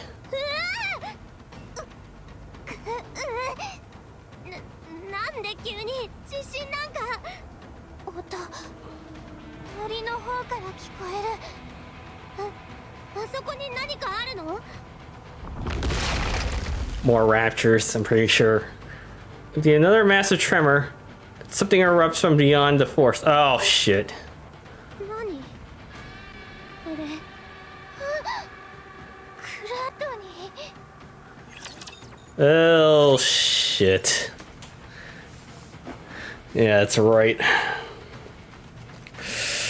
How to deal with that, tyrant?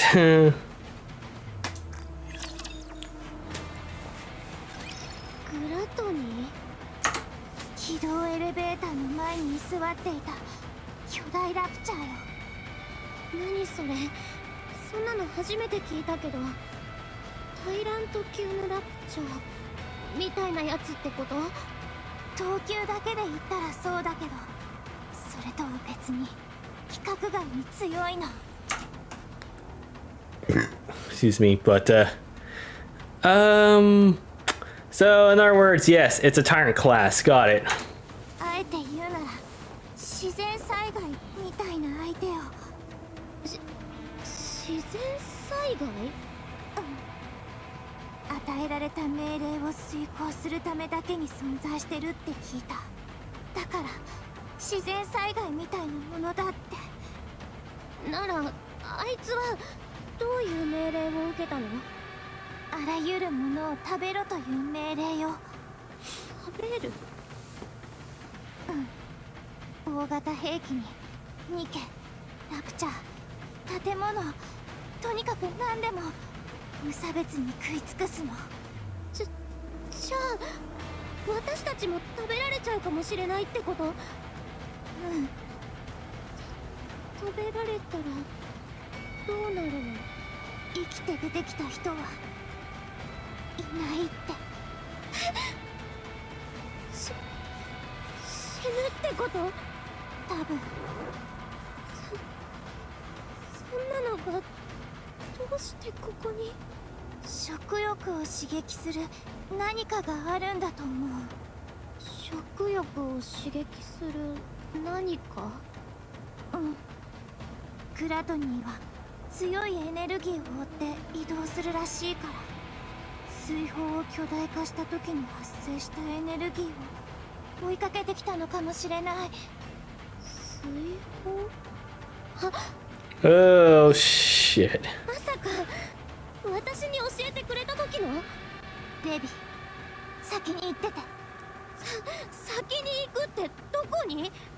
クラトニーの目的は多分私、海にでも逃げない限りずっと追いかけてくるはずよ。だからレビーは先に海まで逃げて。全身を水泡で包む感覚で海に飛び込めば大丈夫。そのまま海流に乗って流れていけば生き残れるはずよ。じゃああんたは？私はクラトニーの視線を引きつけてからうまく逃げ切るつもり。レビーが追いかけられたら大変だもの。いや、一人だけ逃げるなんて。一緒にいるって言ったじゃん。ラプチャーを倒してみせたら一緒にいるって約束したでしょ。ごめん。私は逃げない。一緒に戦えるんだから。レビー。じゃあどうすれば認めてくれるの？何をすればあんたと一緒にいられるのよ。証明してほしいわけじゃないの。じゃあ何なの？弱いやつなんか必要ないから。逃がそうとしてるんじゃないの？私が出来損ないで役立たずだから。そうじゃない。私はただレビーを守りたいの。分かってる。あんたが私を助けたがってることくらい私が今無茶なこと言ってるって分かってるんだってば。でもさ、知ってる？私もあんたを守りたいの。役立たず扱いされて一人だけ逃がしてもらうんじゃなくて、私はずっとあんたと一緒にいたいの。また洞窟の中で一人寂しく過ごしたくないの。もうそんなのは嫌。怖くはないの？怖くない。本当に？本当よ。私のことを信じるって言ったのはあんたでしょ。私を信じてるなら一緒にいさせて、一緒に戦わせて。あんたと一緒に戦えるって信じてよ。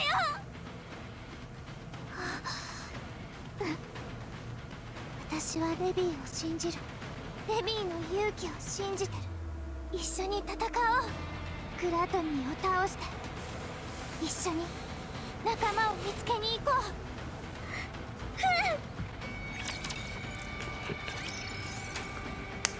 う。Am I really gonna go fight Gluttony? レビー、始めよっか。オッケー。As Little Mermaid reaches out her hand, a giant bulb begins to grow in the middle of the beach.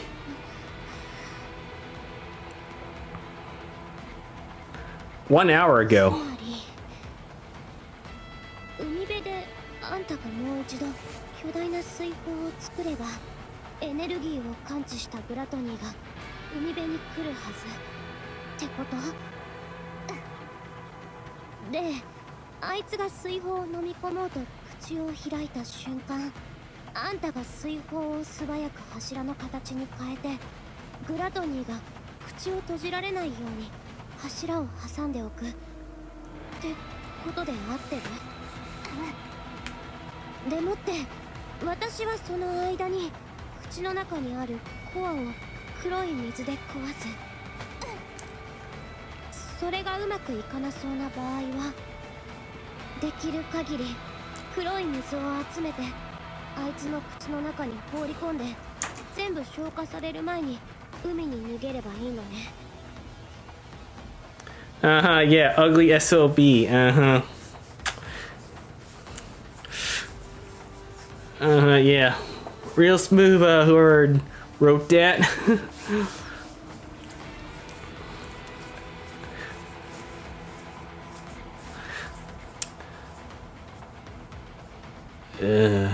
No, I got nothing else to say. 完璧だよ、レビー。それも難しそうなら、あいつが追いかけてこようが来まいが、とりあえず海にダイブする。レビー、賢い。でも本当に口の中にコアがあるの？そのはず。エイブがそう言ってたから。ちょっといい？あんた一度も奴を倒したことないんでしょ？もし情報が間違ってたらどうすんの？そんなはずない。だってエイブは間違ったことは言わないから。分かった。あんたがそう信じてるんだもんな。まあとりあえずやってみよう。 Back to the present. 何がとりあえずやってみよう。 Yeah, why'd you agree to this? That's a good question. Good explanation there. 失敗したりしないよね。緊張してる？はあ？緊張とかこれっぽっちもするわけないでしょ。ただ作戦のことを思い返してただけよ。大丈夫。きっとうまくいくはず。当たり前でしょ。意地でも成功させなきゃ。よし、こうなったら覚悟決めるわよ。準備終了。レビー、岩の後ろに隠れよう。Levy and Little Mermaid hide behind a large boulder near the shore. The ground shakes violently. グラトニーが動いてる。もう来たの？ A colossal being begins to approach from afar, resembling a moving mountain.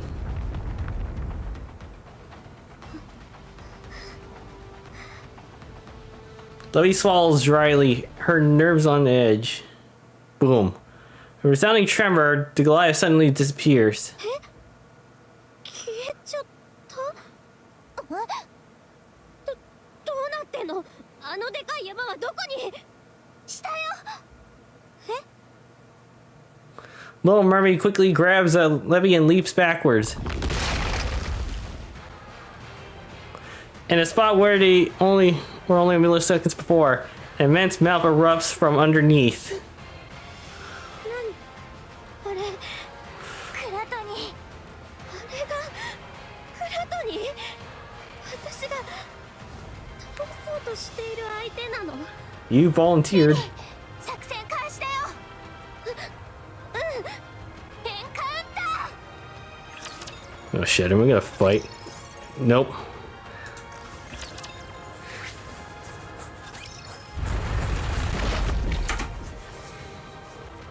Gluntly heads towards the bubble and opens its mouth. As Little Mermaid reaches out her hand.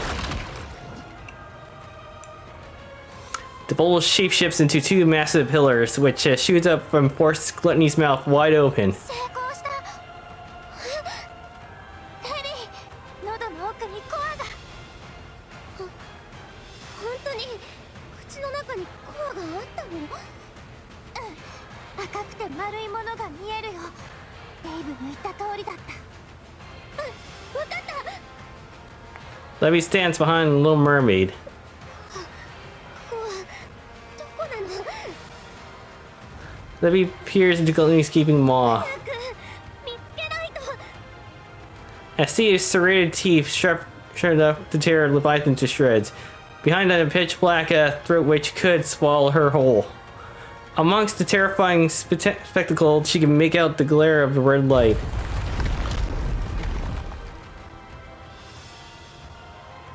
Gluttony begins to close its mouth again. Oh shit. 強すぎる。待って、すぐに見つけるから。 Fear courses through Levy. レビー、急いで。早く見つけないと。 And an overwhelming sense of fear threatens to paralyze Levy. 見つけなきゃ。早く見つけなきゃ。 Levy lifts her hand and gestures towards Gluttony. Shake, shake, shake. 手の震えが。レビー、大丈夫。ダメなら無理しないで。無理なんかじゃない。できる。私にだってこれくらい。 What should you do? I'm sorry, I can't do it. I'm scared. I've got to hurry and tell her that I'm not up to it. Oh, shit.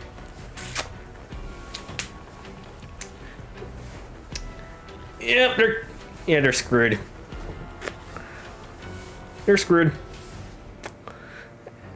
And that's how Little Mermaid's bed just started, so... Yep. At the very least, I need to shove as much black liquid into its mouth as I can.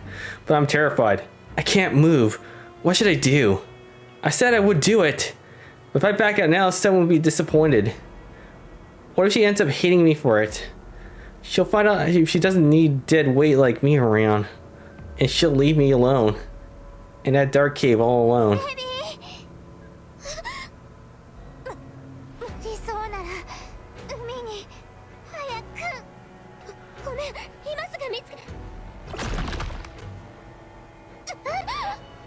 柱が壊れ。セイレン。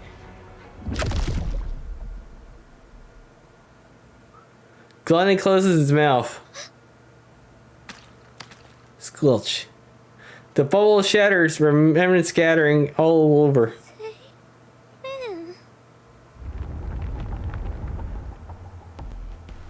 Glennon slowly turns and directly faces Levy. いや、来ないで。来ないで。 Creak. Glennon opens its mouth. Levy turns away and runs. She runs and runs, but her eyes clamp shut as she desperately sprints forward. She doesn't give herself a moment to look back. Feels like it's if the ground beneath her is collapsing, but Levy barely registers. Her entire being is fixating on escaping from this terrifying creature. Not being engulfed by that pitiless mouth. Her main desire is to survive. After running for who knows how long, Levy stops and gasps her breath. Her lungs feels like they're about to burst. She finally opens her eyes. A collapsed building comes into view. ここって洞窟からだいぶ離れた場所にあるはずじゃ。 Everything around her is silent. No signs of life can be felt. グラトニーは。 She looks back. There's no sight of Gluttony, the beach, or anything. どうなってんの？どうしてここにいるの？あれ？ The ground is covered in black liquid. 黒い水。どうして足元に？ Levy reaches towards the black liquid. Swoosh. Her hand is sucked inside the liquid. Levy stumbles backward. 何なの？どうして手が？ A sudden feeling rises within Levy.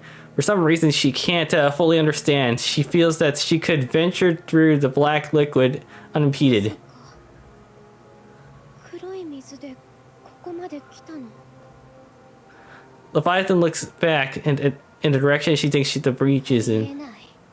こんなことが可能なの？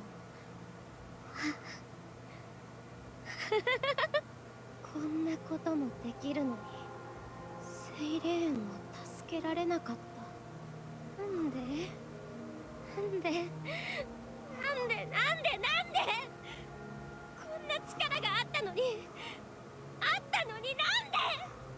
私がもっと早く力を使えてたら、セイレーンは私がグズグズしていたせいでセイレーンが死んじゃった。こんな能力があったのに、私がグズグズしてたせいでセイレーンを私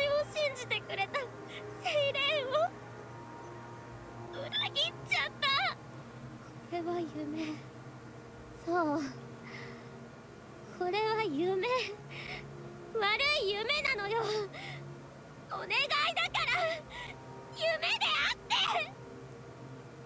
Libby drops to the ground and curls into a ball. She looked at her reflection in the black liquid. 裏切り者。 Libby strikes the reflection in front of her. こんな裏切り者め。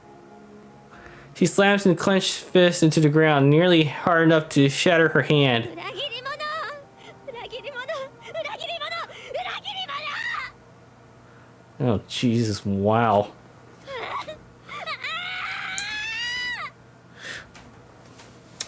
Man, she really did call herself a backstabber there. Jeez. Wow. I know, not intentional, but still, like, oof. No matter how many strikes she gives, the reflection on the detestable traitor before her refuses to disappear. ごめんなさい。本当にごめんなさい。私が悪かったの。ごめんなさい。ごめんなさい。 No matter how many times she apologizes, Siren's voice is nowhere to be heard. 私が悪かったの。全部私のせいで。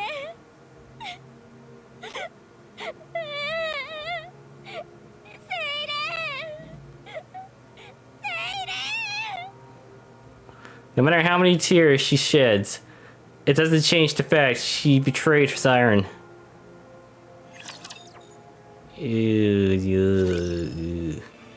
Present time on the surface. Nope. ユニどうしたの？何か見つけたの？ユニ？ Mihara follows Uni's gaze. ここだけ他の場所と土の色が違う。範囲はビル一つは優に立ちそうなほどの広さね。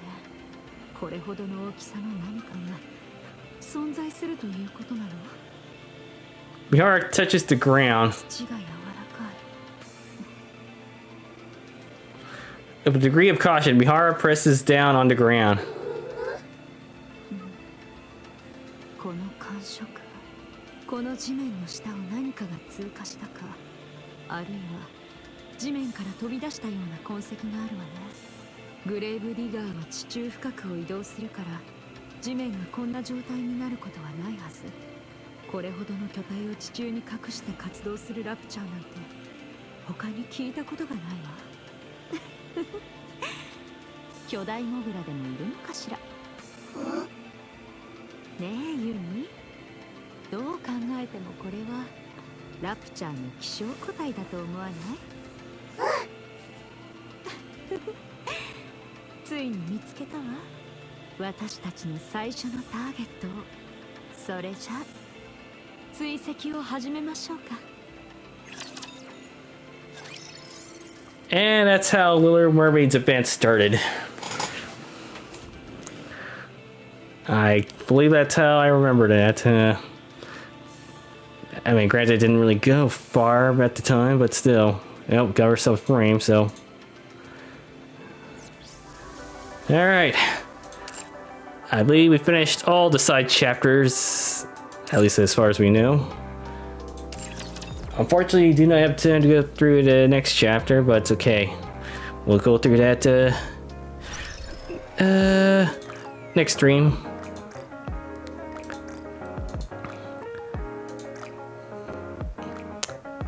Let's see here. Well, let's see if we can pull Jill. I mean, I can get to another 3,000 again anyways too, so let's see if we can do it on stream.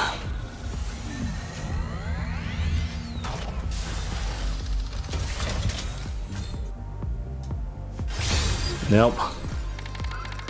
Yeah, of course not. RNG just flipped me the bird. Okay, well. Okay, that's okay. Alright. Oh. Actually. Get to liberation. Ah, okay. See, social plans, okay. yeah, I'm definitely getting close to getting Sin, and she's the last person on unlocking. Gotten Guilty, gotten Quincy, and I've gotten Nihilister, so... Alright then, guess I'll end it here, so... Tune in tomorrow as we're gonna go through more Radiant Dawn, and tune in next couple of weeks, yeah. It's the 1 year anniversary of me playing this, so... Yeah, that's gonna be fun. Alright then, so... I know I didn't really do any gameplay with this, so sorry about that, but definitely make it up to you the next stream. Because... yeah, that took longer than I thought, so... yeah, I promise you it'll be more gameplay of this, so... hope you guys enjoyed this stream or this video archive of this. I'm Steve, and I'll see you guys next time.